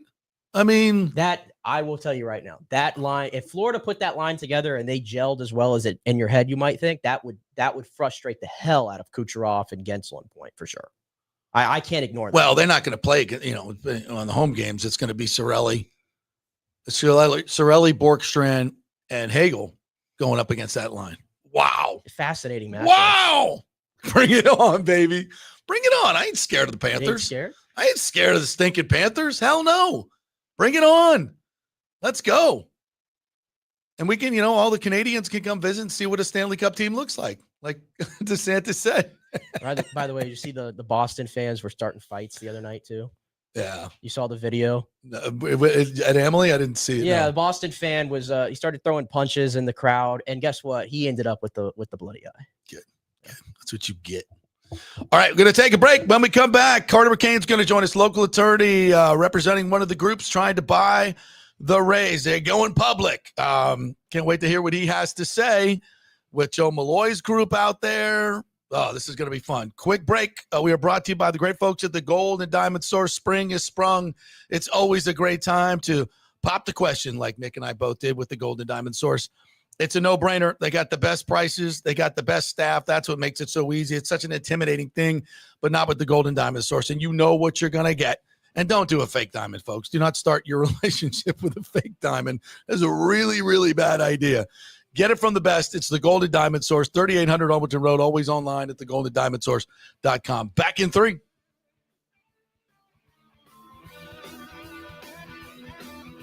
Hey, JP here for my concierge medical professional, Chris Lugo, PA. You've heard him on the show for a couple of years where he shares invaluable medical, nutritional, and supplement advice. With Chris, it's like having a medical provider as your best friend. What I love about this concierge service is the convenience and support he offers. I can text or call him 24/7 with any questions or concerns, and he'll promptly call in a prescription if needed. No office visits or copays required. It gives me peace of mind knowing I have someone genuinely invested in my health, not just focused on insurance profits. And the best part, the Bay Area Modern Medical Center's personal concierge service is more affordable than you might think. Don't let insurance companies dictate your health care. Take control of your health and wellness today. Visit BAMMC.com for more information and to schedule your initial free consultation. Empower yourself and take charge of your personal health with BAMMC.com. Hey guys, February's birthstone is amethyst, a stunning purple gem that symbolizes peace, protection, tranquility, and sincerity. Celebrate her birthday or your 6th and 17th wedding anniversaries with an unforgettable amethyst gift. And of course, for over 40 years, the Gold and Diamond Source has been Tampa Bay's most trusted name in fine jewelry.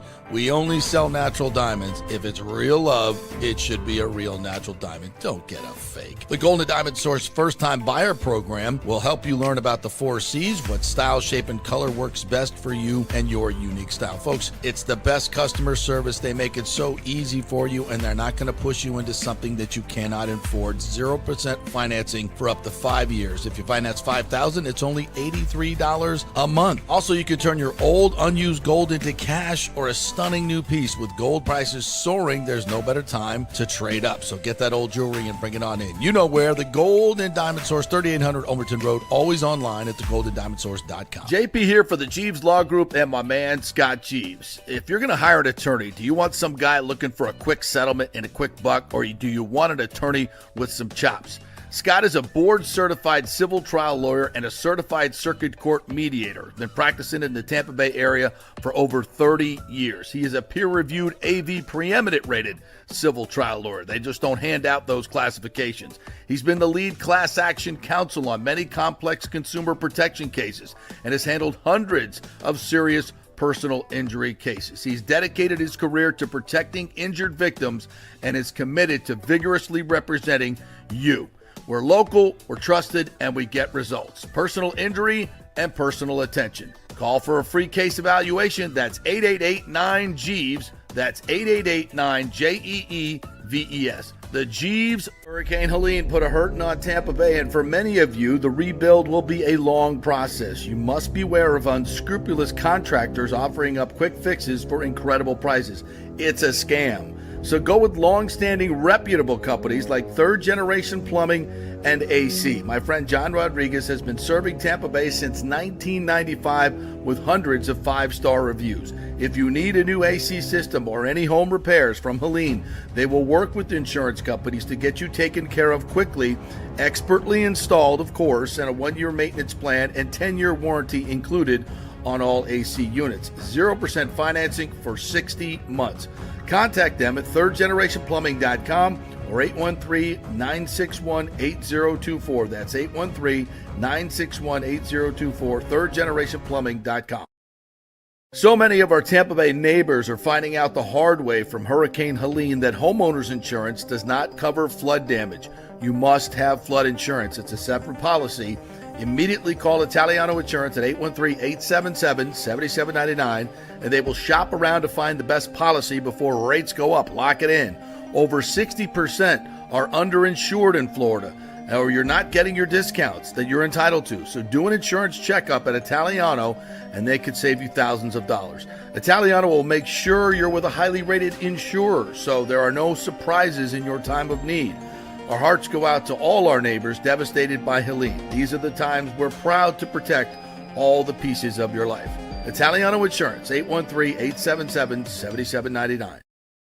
Ciao, Paolo Tini here, owner of Caffè Paradiso, voted number 3 People's Choice Award on Open Table. I want to thank all our loyal family of customers that have been enjoying our great traditional Italian dishes we make from scratch every day. It's a great family story we're proud of. Our family moved from Rimini, Italy in 1984. My dad, Caesar, started Donatello, and that's where I got the start in the restaurant business. I started Caffè Paradiso on South McDill in 1995, and we've been there ever since. From our traditional ossobuco, a veal slow roast for 4 hours, to our daily fresh catch, the Gruppo Paradiso, with a piccata sauce and lobster claw meat, homemade pasta like lasagna, farfalle salchicha, which is a bow tie pasta homemade with fresh sausage. Hold on a minute, JP's favorite. I love it. So come and have a glass of wine with me on South McDill. Get a reservation on Open Table and see all our 5-star reviews. Ciao, see you soon at Paradiso. Let's go. Right now, back to the show on FanStream Sports. All right, welcome back to the JP Peterson Show here, brought to you by the great folks at Third Generation Plumbing. If you have any issues around the house whatsoever, plumbing, AC, need some hurricane rehab, they are a great bunch to work with. Been in business since 1995. John Rodriguez is the owner Awesome dude. If anything goes wrong, you call him. He will make it right. That's all you want, right? When AC and Plumbing, you want a fair deal, they will bring you a fair deal. Great work at a great price on time. thirdgenerationplumbing.com. Spell it out. Go to the website. You can reach him through there. All right. Without further ado, I want to bring on a longtime friend of mine, local attorney. Used to get my kids into the circus all the time. It was awesome. It's the great Carter McCain joining me here. What's up, Carter? How are you? Hey, JP, always great to be with you. Don't forget, I never forgot that, Carter. My kids love that circus. It was awesome. Thank you so much, man. All right, so you are representing one of the groups, and it's not the Joe Malloy group. It's not another group that I'm talking about. So this is the third group that wants to buy the Rays, correct? What can you tell me? I can say this. We're looking at a number of opportunities right now. This group does have local minority ownership interest. The lead on the baseball side of operations is a very, very respected baseball person who's been well known for close to 4 decades, respected within baseball circles and also very respected within the commissioner's office. And, we love Tampa Bay. We love everything that Tampa Bay has to offer. And, JP, you and I have spoken a lot, over the years on a lot of things, and you have your pulse on the sports in this community as much as anybody. And so if you look back when the Bucs weren't winning, they got new owners, they got a new facility, and they started winning. That's right. Look back at what Mr. Vinnick did. He got a team that wasn't winning. He had a facility that needed major rehabilitation, which he accomplished, and they started winning. We are very, very confident with the passionate sports fans here in Tampa Bay that if you have a world-class facility, a world-class entertainment destination, not just a stadium, that the fans will show up. And, baseball goes deep in the roots of this community. And, our slogan here is to thrive and not survive. I love it. I absolutely love it. And as I've been telling the folks, your group has deep pockets and they know baseball. So if you were to win this bidding process, I think we could expect that the payroll would go up and this would be a first-class organization based in Tampa, just like the Lightning. That is correct, but this is really a larger vision. We have baseball as a major component with a new facility. But that's not all what it's going to be. This is going to be an entertainment destination with many other components. It's going to be a destination that's going to be, 24/7, 365, not just 81 games a year. Likely we'll have hotels, office space, entertainment venues, possibly a separate standalone outside music venue. If you think of the Sphere in Las Vegas with a hotel, think about that as a type of vision. This would be an economic engine that would bring jobs year-round, not just for baseball games. So we have the baseball component within our group, but our larger investment group is much broader than that and is in the large-scale entertainment and hospitality business.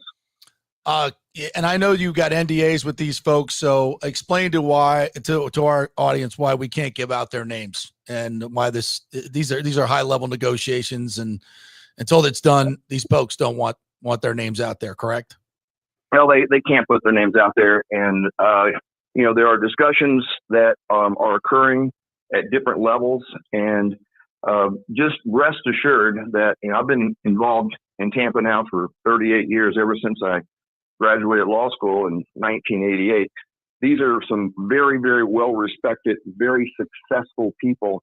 And again, they're not just kicking the tires. This would be a multi-billion-dollar commitment. Again, the value of the team to be determined is probably not the largest component of the overall investment.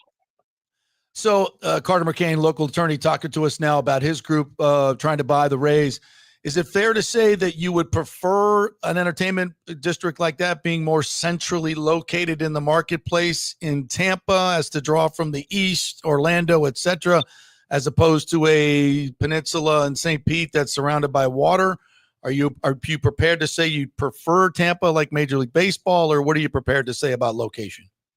Very fair question and very complicated to answer because it involves so many different components. You have land use components for land use approvals.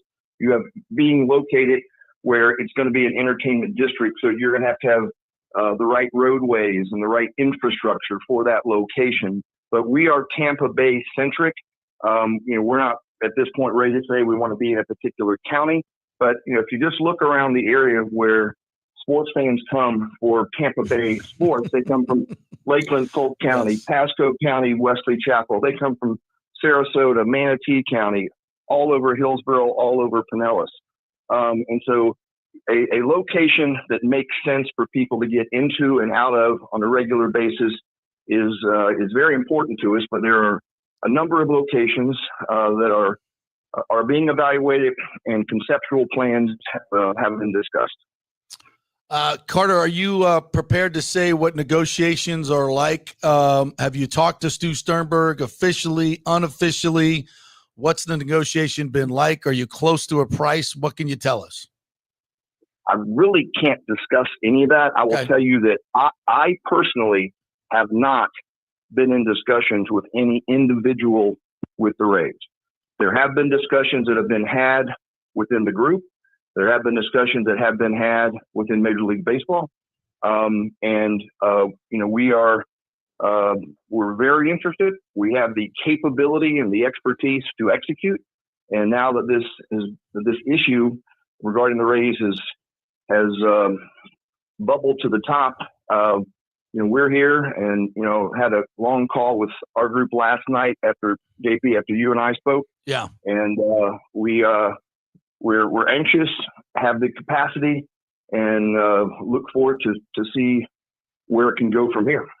And Major League Baseball, the commissioner's office is aware of your group, correct? Prefer not. Well, thank you. I think I've already answered that. Okay. Yes, they are. They are aware. They are aware of our group. Yes, they are. And looking at a couple of opportunities. I know the Twins are for sale. There's some other opportunities in baseball. So I know you guys are looking at everything. Anything else you'd like to say about your situation? We really appreciate you coming on and telling us about this. Obviously, there's a report out there of a group led by Joe Malloy that may want to do the existing deal in St. Pete. It's my understanding that Major League Baseball prefers it to be in Tampa. Anything else you want to say? I think the funding for a facility is going to be primarily privately undertaken. The days of cities, counties, and states giving billions of dollars to billionaires is over. And so this is going to have to be an economic plan that will work on a standalone basis. And so I think that the days of getting into a sports business by just buying a team are over. I think you're going to have to look at the job growth, the economic growth, the collaboration between the operators of this facility, local business leaders, local government leaders, and all work together for a much larger long-term footprint of the asset. Because the asset is not just a team. Yeah. The asset is much broader than that. Well, Carter, that's awesome. Thank you for taking the time to talk to us. We will keep in touch and see how this goes down. Really appreciate you, partner. Thank you. And we appreciate everything you do for all the sports fans here in Tampa Bay, JP. Thank you, Carter. Appreciate it. That's very kind of you. Have a good day, man. We'll be in touch. See you, man. Bye. Bye. Oh, well, there you are. Group number 3, trying to buy the Rays. And listen, folks, when you think about this from a development standpoint, I mean, where is there a hotter market for real estate than Tampa Bay? Where is there more population growth than the I-4 corridor? It's exploding. I mean, I travel I-4 a lot, unfortunately. And the amount of growth between Tampa and Orlando is insane. And it's not stopping. It's actually like even within the suburbs, because I'm in that side, yeah, right? Yeah. And what I guess you would call that East Hillsborough County. Yeah. You're out in Fishhawk area. Yeah, and I'm don't give away my coordinates. His address is. Yeah, don't give away my coordinates, but I'm a little bit more tucked away than most. But even around the suburbs and everything, if you haven't been out there in a while, it's crazy the amount of stuff that is just going up everywhere, the amount of traffic that's everywhere, which sometimes can be a headache. But at the same time, it just shows you that this market is thriving unlike it ever has before. And so when you're, these big development corporations, and by the way, I've vetted Carter's group. He's told me who these names are, and he's 100%. Those guys have money. They have a track record of entertainment complexes and large success. They're deep pocketed as it gets, and they're serious. So I think they have to be taken seriously. But listen, Major League Baseball is going to settle on one group, and I think it's interesting. I don't think this is over in terms of what that group looks like. There may be, it could be still to be determined. But the bottom line is this team is going to be sold, and there's going to be a stadium built within the next 3 years. And I think we're as close to certainty on that as we've ever been because of Major League Baseball's involvement here. It is over for Stu Sternberg. It is. It's over. He's cornered, as we've been saying. There's no other move to make. There's no other people to try to bring in, to reach out to. It's over. Yeah. You've been cornered, like you just mentioned. It's over. And I think the Rays are going to be so much better off for it.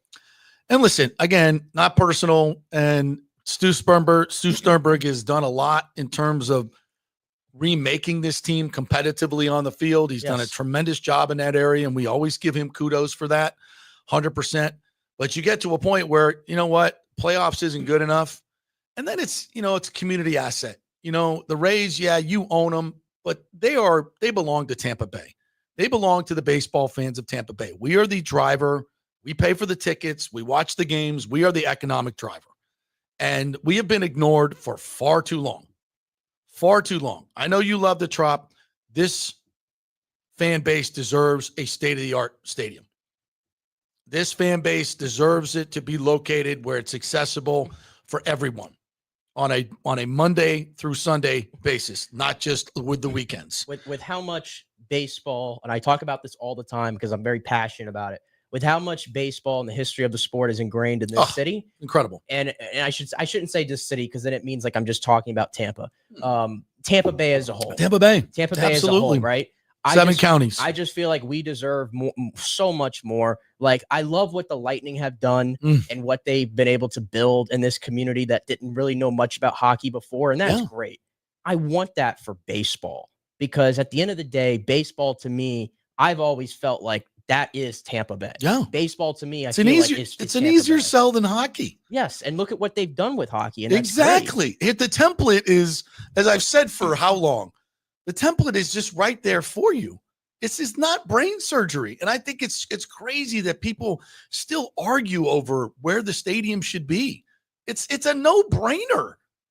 It's a Monday through Sunday 81 home game deal, man. You can't have your Monday through Thursday games be accessible to only 600,000 people in a $3.8 million people population. You can't do it. It makes no economic sense. And when you're talking about, and listen, it's not just this group, but any group that buys this team it has the same vision that Carter's group has. It's not going to just be a standalone baseball stadium. It's going to be an entertainment complex. I don't know if they're going to build a separate amphitheater like Carter's group is, but I think any of these groups is going to be funded enough because part of the development building the stadium is going to come from the developers, and just like the Atlanta template, and you saw what the Lightning were able to do. Get out in the community, connect with the community, be an owner that freaking lives here, and gives away $50,000 every game. And go out into the schools and give hockey sticks to every kid in Hillsborough and Pinellas and the surrounding counties. Build hockey rinks all throughout. Build baseball, but you don't have to build any baseball fields because they're everywhere. But get out into the community for real. Support the community. Become one with them. Stu Stormbreaker's never done that. Never. Instead, he's pissed off everybody on both sides of the bay. Everybody. There's no place left to turn. He has no allies left. None. It needs to be a fresh start. Thank you, Stu, for all the winning seasons and bringing that ingenuity and putting together a baseball ops team that's really second to none in terms of remaking this game and being competitive on a shoestring budget. Unfortunately, we got to move on from that. And I would love to see, and somebody asked in the questions, do you think they'll be able to keep the baseball ops people? Yeah, why would Eric Neander want to leave? when now he's going to be with an ownership group that's actually going to give him some money to spend? You know, I mean, why would he not want that? And I don't think, maybe the new ownership group has baseball people in mind. Okay, that's their prerogative. I think that would be silly when you have a successful operations like you have right now.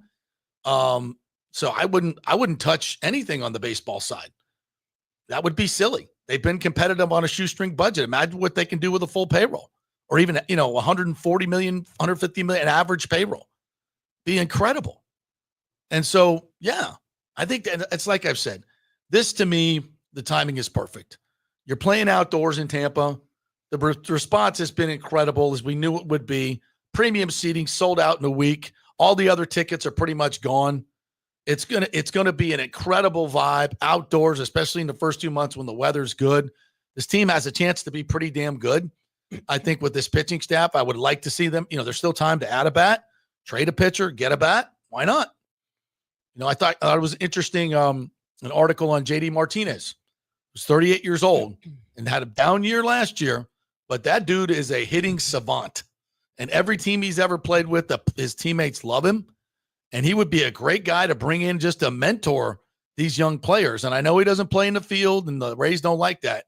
But if that guy can give you the 30 home runs and 100 RBIs that he does every other team that he's ever been with, and I know at 38 or 37 last year he had a down year, you know what? Why not?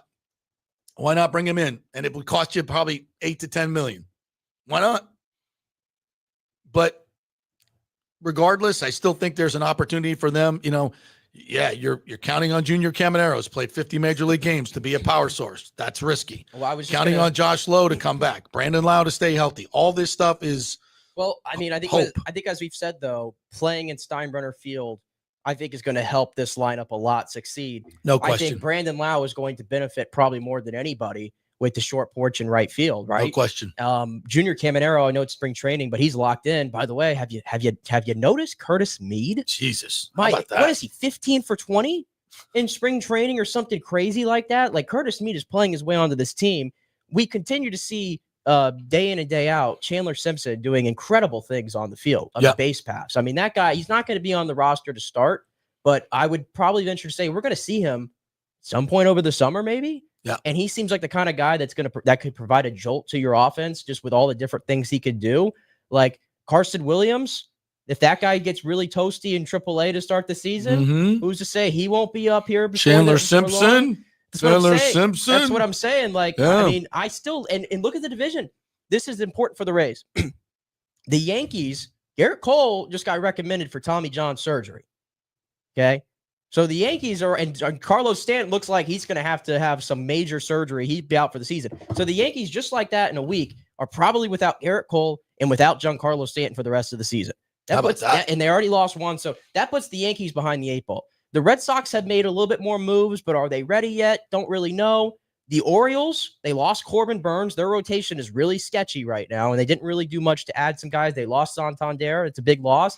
And then the Blue Jays, to me, are just spinning their tires, and they're going to lose Vlad Guerrero Jr. because for whatever reason, they don't want to pay him. The division has opened up for the Rays again. It's a great point. To win the division. It's a great point. Provided you got to stay healthy, but why don't the Rays have a shot? Anybody that says the Rays, like the projections are like 80 wins or 81 wins, I think they're going to go well over that. Can you imagine if they went out and got Alonso? It wasn't that much. $23 million a year. He's a Boris client. I mean, I know, but just imagine. I think JD might be a Boris client too. He is. But hey, we signed. What's his face as a Boris client? We just signed Hassan Kim. Yeah. And then of course, like the article from last week, which I think maybe he's more injured than we think. The only reason Boris would let him sign. Yeah, I don't know. But I'm a little leery on that. Even the article last week about the culture within the clubhouse and a lot of players coming really honest, open. Yes. And talking about how things were not good last year. They were not in a good spot. Last couple of years. And it seems like now they've revamped this roster enough. And we've talked about that for the last 2 years. The vibe was off. You could see it without even getting this article. I'm glad we got the article. But without even getting that, I think at some points last year we looked and we're like wondering, are they having fun out there? No. It didn't look like it. No, there were factions. Yeah, there were factions. There's a lot of politics going on within schism. The clubhouse. It was a schism. But this year it looks like it's different. Schism and factions. And everybody understands that last year was not Rays baseball. Well, you go look at the turnover in the roster. from last year's opening day to this year, I think it's going to be 15 new players. That's it. More than half. Yeah, and we got a stable back in the bullpen, by the way. We do have we a got stable. guys.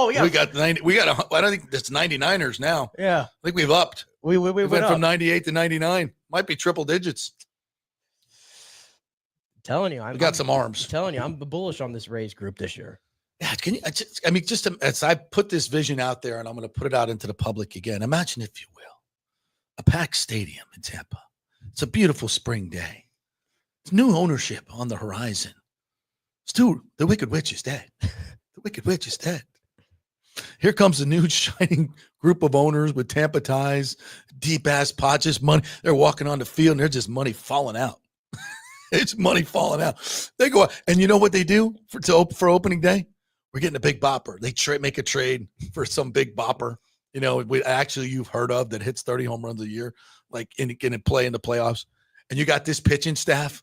It's a bright, sunny day. We're going to announce a new stadium in Ybor or wherever it's going to be. I mean, Lord, please deliver us. Deliver us. I feel like I'm talking to the burning bush here. Top of Mount Sinai or wherever Moses was. Please deliver us. And it's time. It's time, man. We deserve this. Yeah, I mean, you look at the two owners we've had and the stadium we've played in and the location. Mm-hmm. And people want to bounce on this market and say how shitty we are. From a long way away, I get it. We didn't sell out a playoff game that you gave us, 16 hours to sell out in the middle of the afternoon. But whatever. That's what baseball's going to treat us as long as Stu's in charge. I feel like that was done intentionally. Of course it was. It was a shot across the bow, 100%. Here you go, Stu. Take that. Absolutely. And you know what? It was well-deserved. You know what? It was well-deserved. You know what? I want to put this comment up here because I don't. B said, JP, you've romanticized Tampa too much. It's fine. It's not New York or London. Damn right it isn't. Thank God. Let me tell you right now. B, you could have New York and London. Let me tell you right now. I think you might have been being sarcastic. I might be one of the few though who could say this out in modern times right now that I'm born and raised in this city. I love this city. I have no interest in going anywhere else. And it's not just me. My mom is from here. My grandparents are from here. Grew up in Seminole. I'm ingrained in this community. People ain't leaving in droves. And nobody's leaving in droves. They're all coming here. Yeah. And so I tell you right now, this place is awesome. Yeah, it is. You can have your New Yorks, you can have your Californias, you can have your whatever.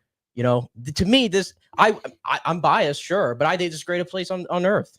Well, I mean, first of all, it's Florida. You got the weather, right? You got the weather. Yeah, it gets a little hot in the summer. I get it, but you got the weather. You got no state tax. I mean, there's plenty of taxes in Florida. Don't get me started, but it's a great place to live. And it's, it once was better. It's gotten a little crowded for my taste, to be quite honest, here in Tampa Bay, but it's way better than those places.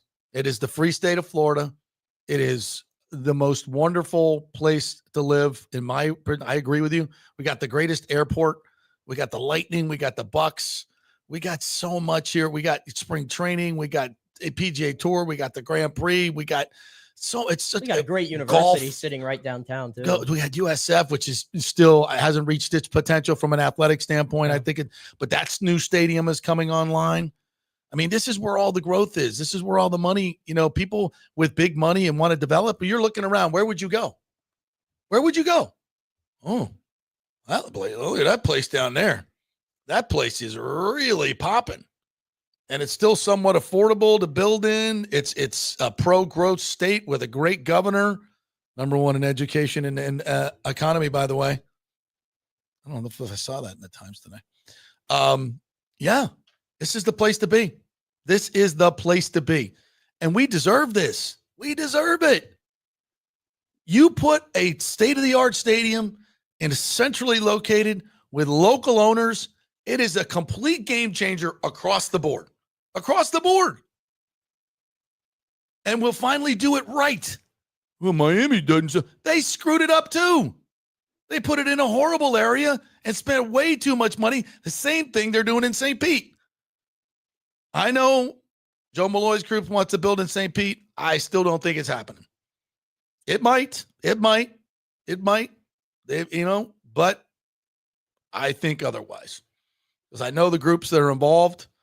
And I think Major League Baseball wants it in Tampa. If they can get a deal done in Tampa, which I still think they can, and it's not just about you, what you heard Carter say. We don't need a ton of money from the public. We got plenty of money to put into this where we will make money on the development and entertainment side. No problem. We're good. They're not coming to like Stu did to St. Pete, say, give me 1.2 or $2.6 billion in public cost. They're not doing that. They don't need it. They can make it on their own. And that's what we need. And that's what we deserve. And God, please, baseball gods, if you build it, they will come. You're damn right they will. In Tampa. Not in St. Pete, unfortunately. All right, we'll take our final break. We're going to come back. I'm going to get to all these comments. You guys have been awesome today.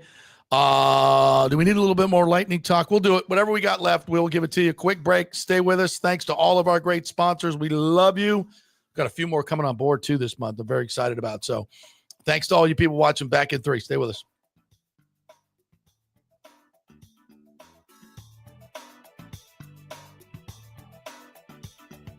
JP here for the Jeeves Law Group and my man Scott Jeeves, who lives right here and has long been a highly respected member of our community. He's a proud sponsor of the Tampa Riverwalk.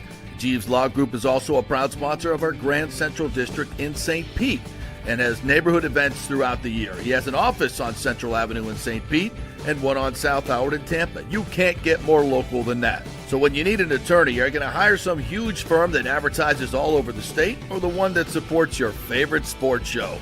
It's the Jeeves Law Group. We're local, we're trusted, and we get results. For personal injury and personal attention, call us for a free case evaluation. That's 8889-JEEVES. That's 8889-JEEVES. Hey, JP here for my personal concierge medical professional, Chris Lugo, PA. Yeah, he's been on the show for the last couple of years, but this is kind of a new deal, and only a limited amount of you can get involved with this personal concierge service. And what I love about it, you can text or call him 24/7 with any questions or concerns, and he'll promptly call in a prescription if needed. No office visits or copays required. And Chris emphasizes a healthy lifestyle to help prevent illness. But when I do need assistance, he's always available. From nutrition guidance to supplement recommendations and workout advice, his expertise is a game changer. Plus, as a medical provider for the National Guard, he stays up to date on the latest health trends and practices, steering clear of the outdated conventional medicine that often relies on unnecessary prescriptions. And the best part, Bay Area Modern Medical Center's personal concierge service is more affordable than you might think. Visit BAMMC.com for more information and to schedule your initial free consultation. Empower yourself. Take charge of your personal health with BAMMC.com.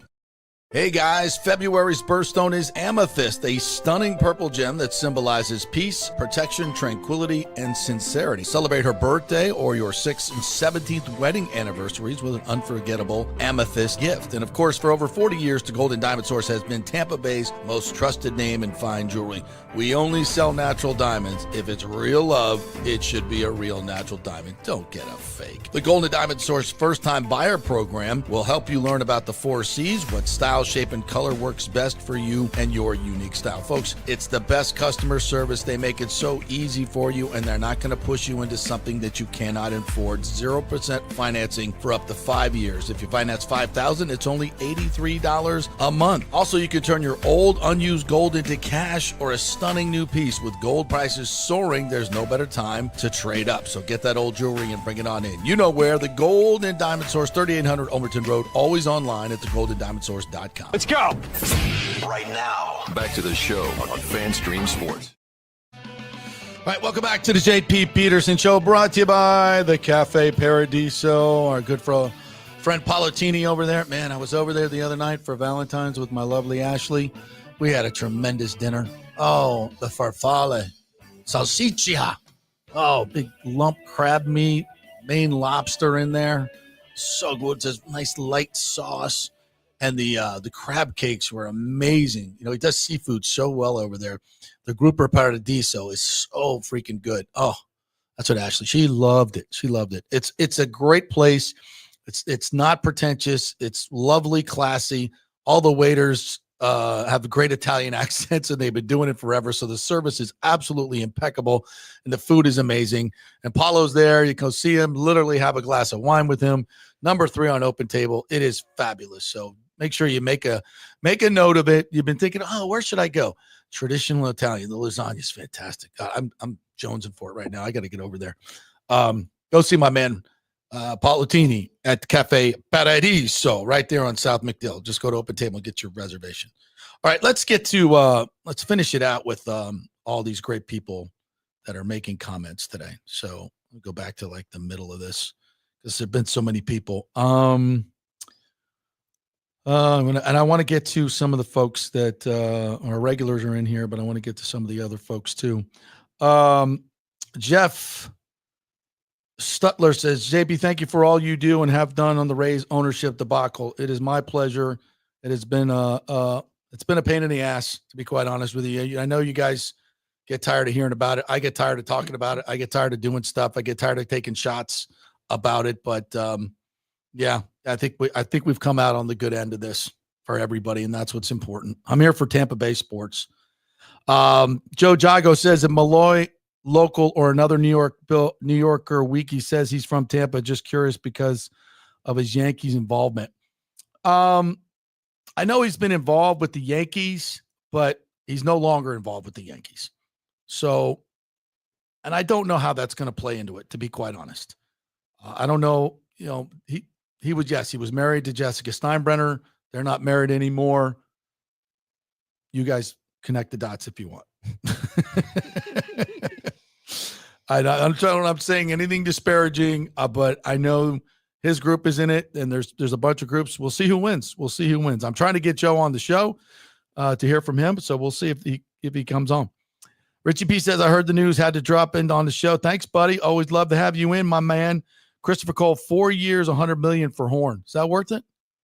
The contracts are weird because of salary cap going up. A lot of injuries for JC Horn, but when he's out there, he's probably right there in that top 2 tier of corner in the league. Richie P, who has had restaurants and businesses in this is the same Richie P, in St. Pete, knows this. St. Pete could develop without a baseball and would actually be better. Absolutely. 100%. 100%. I mean, there's the developer who just put up the big building, had the crane accident. I forget his name. I was reading the article. He's ready to build 2 more towers higher than the next. And I think he's already got one underway. And he's like, we don't need the Rays, man. We're good. Let's just keep building. Let's keep making St. Pete great. And they don't, here's the thing. The developers, they don't want a baseball stadium. It clogs up the roads, takes parking, takes away business from them. They don't want it. That's why it's never been popular in St. Pete. The people in St. Pete don't want it. I mean, that's how much more clear could we be? It's silly. Jew Jetson, shout out to FanStream Sports or JP because another local radio show would have muzzled this story. You got that right. You absolutely got that right. And not until, The Athletic reports it, Rosenthal reports it, ESPN reports it, have other outlets, local outlets reported it. Maybe it's not rumor anymore. Mark says Fairgrounds with Hard Rock sponsorship. That's not out of the question. I think they can be a player. St. Pete really doesn't care about baseball. That's just the bottom line. They would be better off catering to tourism. 100%. I mean, I think it's obvious, but it's not something people really talk about in this whole stadium deal. It still goes back to the fact they don't want it. They don't support it. I mean, St. Pete people can bitch and moan at Hillsborough people all they want. The bottom line is you guys haven't supported your own team. Your businesses have not bought premium seating. That's the problem. You don't fill the stadium. You're the closest people to it, and you haven't supported it. I don't understand why you're mad at everybody else. Why don't you come over the bridge? Why don't you guys go to the games? Why don't you and your neighbors go to the games? Support it. And that's not going to change with a new stadium. Maybe for a year or two, but not in the long run. If you see one, by the way, pop it up. Yeah, I have one after this one. All right. Champa Bay says, like Malloy being a part owner, would rather we get a stadium here than St. Pete, though. Not sure how they would buy the Rays and cough up the cash for the St. Pete Stadium by March 31st. I don't necessarily think they have to cough up the cash by March 31st. If a new ownership group came in, I think they could, obviously the city and the county still want to do it. I'm not sure they still have an appetite for baseball, to be quite honest. I'm not sure they do. I think the mayor has seen there's a brighter world ahead and a lot less costly option than keeping the Rays here. I think he understands that now, that his city's better off without baseball. Nathan Stout says, if the stadium gets built in St. Pete, there will be a number of concerts/events taken from the city of Tampa with a concert capacity of 55K. How many acts do you think will reconsider Emily and Ray J? With a capacity of 55K in St. Pete? Where are you getting that? That wouldn't be the new stadium, would not be 55K, no. Not in St. Pete. No, it's like a 25,000 seat stadium. With 30,000. And then you would consider like floor stuff, so probably around 35K. Yeah. I get into 55. I don't think, it's not like the Trop is taking a lot of concert business. I mean, the new outdoor venue they have in Clearwater is a lot better. If we want to continue to schedule or put concerts anywhere but the mid Florida, that'd be awesome for me. the less the better there. We need an outdoor venue. That thing is trash. I just do not like going there at all. It's awful. It's just, especially in the summer for a concert. It's awful. Horrible. It's a state fairgrounds, outdoor concession stand, tiki. It's awful. I've been to some really nice amphitheaters, Red Rocks, Chastain Park, Verizon in Atlanta. There's some really good amphitheaters out there, and we ain't got one of them. So whoever builds this stadium, I would hope either the stadium is a better concert venue, or if like Carter's group wants to build a separate sphere. Okay, I'm down with that. Yeah, please do, because the amp is awful. No disrespect, but Joe Dombrowski says the thing to watch out for how much the SIT's redo of Ray J will eat out of the Hillsborough tax base. Doing both projects, the math may be different for the ownership groups with Hillsborough. We've talked about this with Ken Hagan on the show. With the new SITs tax, there's room for both, depending on what the Rays or the Bucs want to do. And the Bucs haven't really been bitching about the new stadium, so I don't know, and neither does the city know exactly. Now, I don't think it's realistic to say they should build a whole new stadium. I think because you're talking $2 billion for a new dome football stadium. Now, obviously, the Glazers will have to put in a huge chunk of that, and they can do it. They certainly have the money to do it. And listen, some of these, Kroenke did his. Going back to Jerry Jones, he financed his own stadium and makes all the money on it. So it's a profitable venture. They can do that. But right now, Hillsborough County just doesn't know what the Bucs are thinking because they really haven't talked about it. And that stadium's fine. It's voted one of the best facilities every year. It's hot, though. I get it. Drone tarp. Yeah, it's just get some shade. It's the way that it is. It's just the way all the other stadiums are going, like the new one that's being built in Nashville, for example, and some of the others. It's just going to make it really hard to get the big events back here. Really. Yeah, it's true. So they got to do something. There's got to be some type. And you look at the Hard Rock model in Miami, and that's probably it. Put a roof on it, or half a roof.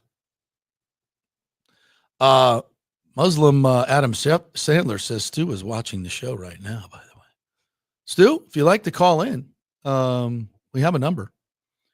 So get in touch with me. I know you got my number. Christopher Cole says if Godwin hits free agents, the Bucs will be on the hook for $18 million dead cap hit. That is correct. We have confirmed that. Hey, this is the most important thing, right here from Timmy. Wherever it gets built, I just want Fergus to remain nearby. Oh yeah, they get a spot. Absolutely. Most important thing. Absolutely. We're keeping out for that. Yeah, and he'll be ready. He'll be ready to move or do another one. Yeah. Michael LaRue said that Chris Godwin is now officially a free agent. I wish I knew because the freaking Twitter has been down for like majority of the early morning or the late morning here, early afternoon. So I have no idea what's going on. I feel so like blind to everything right now. You got to go to like a website to see breaking news. I've been trying. I don't know what's going on right now. And it's like, it's killing me, but apparently Godwin is he's a free agent right now. So Once Stu is gone, the team will thrive no matter where they play, Tampa or St. Pete. I agree with that. But I think it's going to be much better in Tampa. It's just long-term. It's long-term money. I mean, this is like, it's a no-brainer. You're going to get so much more bang for the buck with premium seating and more people it's like a no-brainer. Would you build a restaurant in downtown St. Pete? It's not even like a restaurant, because that's more, you can survive on a lower group. If you're going to build a huge entertainment complex that's going to cost billions of dollars, why would you do it in such a limited area that's hard to get to? That doesn't make any sense whatsoever. And that's why I've always said, follow the money. Follow the money. It always leads to what you're talking about. Yes, Dan, you're correct. Brody Brazil has given me credit for breaking the stats, and I thanked him, and he given us a platform, and we've gotten a lot of viewers from him. So we thank Brody. I mean, he's using our information to get a lot more viewers because he is a bigger subscriber base, but that's fine. But he gives us credit, and so many places do not. So I really appreciate him doing that. Absolutely. Spits on Sports says we forget that they are paying the Yankees $15 million a year for Steinbrenner. No, we don't forget it. We've told that many times to people. I think a lot of people don't know that, but you're right. But I don't think the Rays are paying that, because St. Pete has to provide a major league stadium for him. So they're on since the Trop is not usable, they're under the obligation to pay for that, is my understanding. So even in a separate county. Yeah. They have to provide a major league stadium for them to play in. That's what the lease says. So I guess it is a quote minor league stadium. I don't know. I think they can get away with it. Let's just put it that way. It's had so many. I know this. The Rays ain't paying it. There's so many new upgrades to the Steinbrenner that the Rays are taking advantage of. I mean, their facilities are way better than Tropicana Field. The players aren't pissed off. Trust me on that. They're not pissed off whatsoever. Their clubhouse is better. The batting cages are better. All the facilities are better. Wait, what's happening here? What? Oh, see, I said this is my thing. I can't see Twitter. I don't know what's happening. Omar De La Rosa just said Hassan Reddick to the Bucs. Really? Like, we're going over. Is this like he put an exclamation mark at the end, not a question mark? So, like, is this happening? I have no idea what's going on. Oh, he just put it in the comments? Yeah, he put it out the last comment here. He said Hassan Reddick to the Bucs. Is a deal done? Do we have to worry about him not showing up and not playing? I just refreshed Twitter again, and things are looking a little different. Okay. See if it pops up, but if anybody's I'm still blocked on Twitter. Mm-hmm. So again, if anybody else has access to that, please let me know. He says per Adam Schefter. Per Adam Schefter? Well, you can go on ESPN and see if it's on there.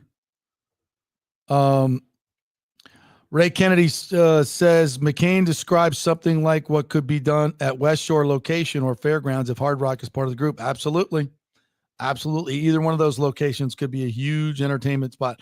Although West Shore not as big as obviously Fairgrounds, and I think Fairgrounds is better located to the east for people to the east. What else we got? Anything else I want to get to here? Daniel Rivera says, per the Atlantic piece. Wow, It is true. I just tuned into ESPN on my phone. Hassan Right. Reddick, 1-year deal for $14 million, $12 million guaranteed. Say it again. 1 year, $14 million, $12 million guaranteed for. That's Hassan awesome. Reddick. That's awesome.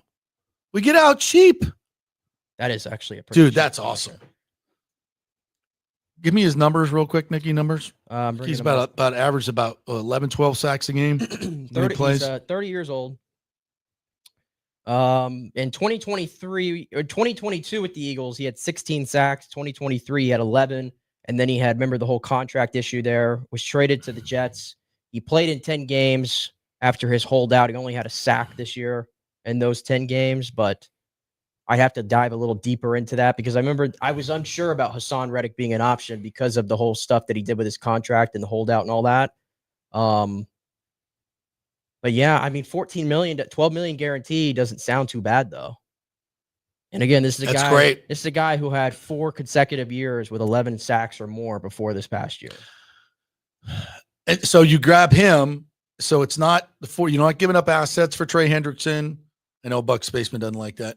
But you're not giving up assets. You're not paying him $30 million a year, and you're drafting Mike Green with the number 19 pick. So you have Hassan Reddick as a veteran and a Mike Green, whoever you get at 19 in the edge. Izaraku, whatever. Izaraku, nice. Either one off the edge. And evidently, Jason Light says Chris Braswell is going to do things this year. We'll see. We'll see. And then you got Vita Vea and Cansey in the middle. Yeah. Let's bring back Anthony Nelson. I like him. Logan Hall. Logan Hall's coming after his best year. Coming on. I like it. Yeah. I like it. If provided that at 30 he still has some more left in the tank. And he wants to play, hopefully. It's a 1-year deal, so he's going to be very incentivized. He's going to hit free agency again. So there's a lot of incentivized for him to go out and have a special season. So he's going to be motivated. Yeah. He's probably a little fresh. He didn't play a lot of games last year. No, we did not. So, yeah, okay. He wasn't my first choice, but I could think of worse options. He's a bona fide pass rusher coming off the edge. I like it. Combine it with a draft pick, and we're good to go.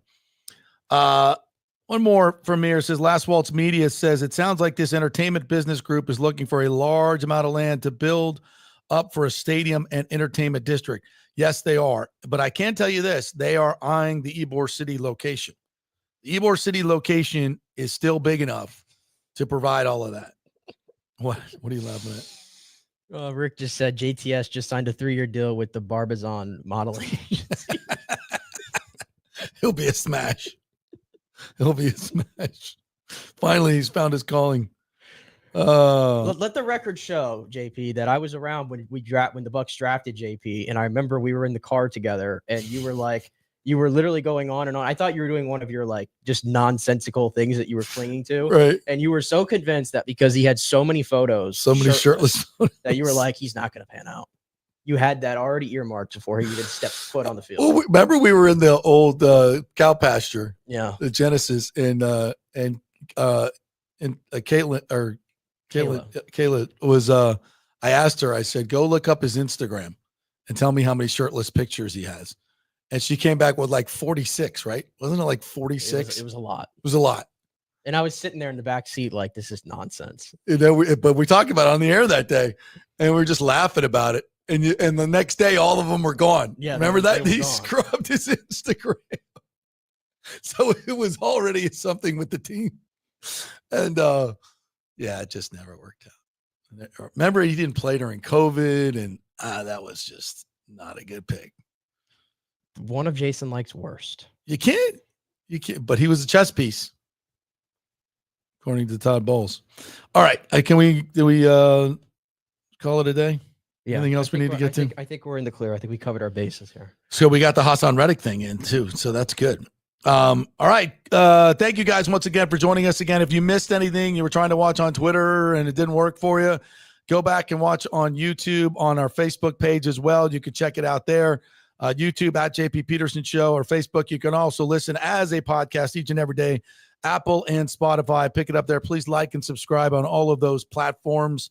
I believe you'll be able to watch it on Twitter, hopefully later on today. If you have any issues, just email or hit me up on Twitter. I'll send you a link to the show. Wait, more news.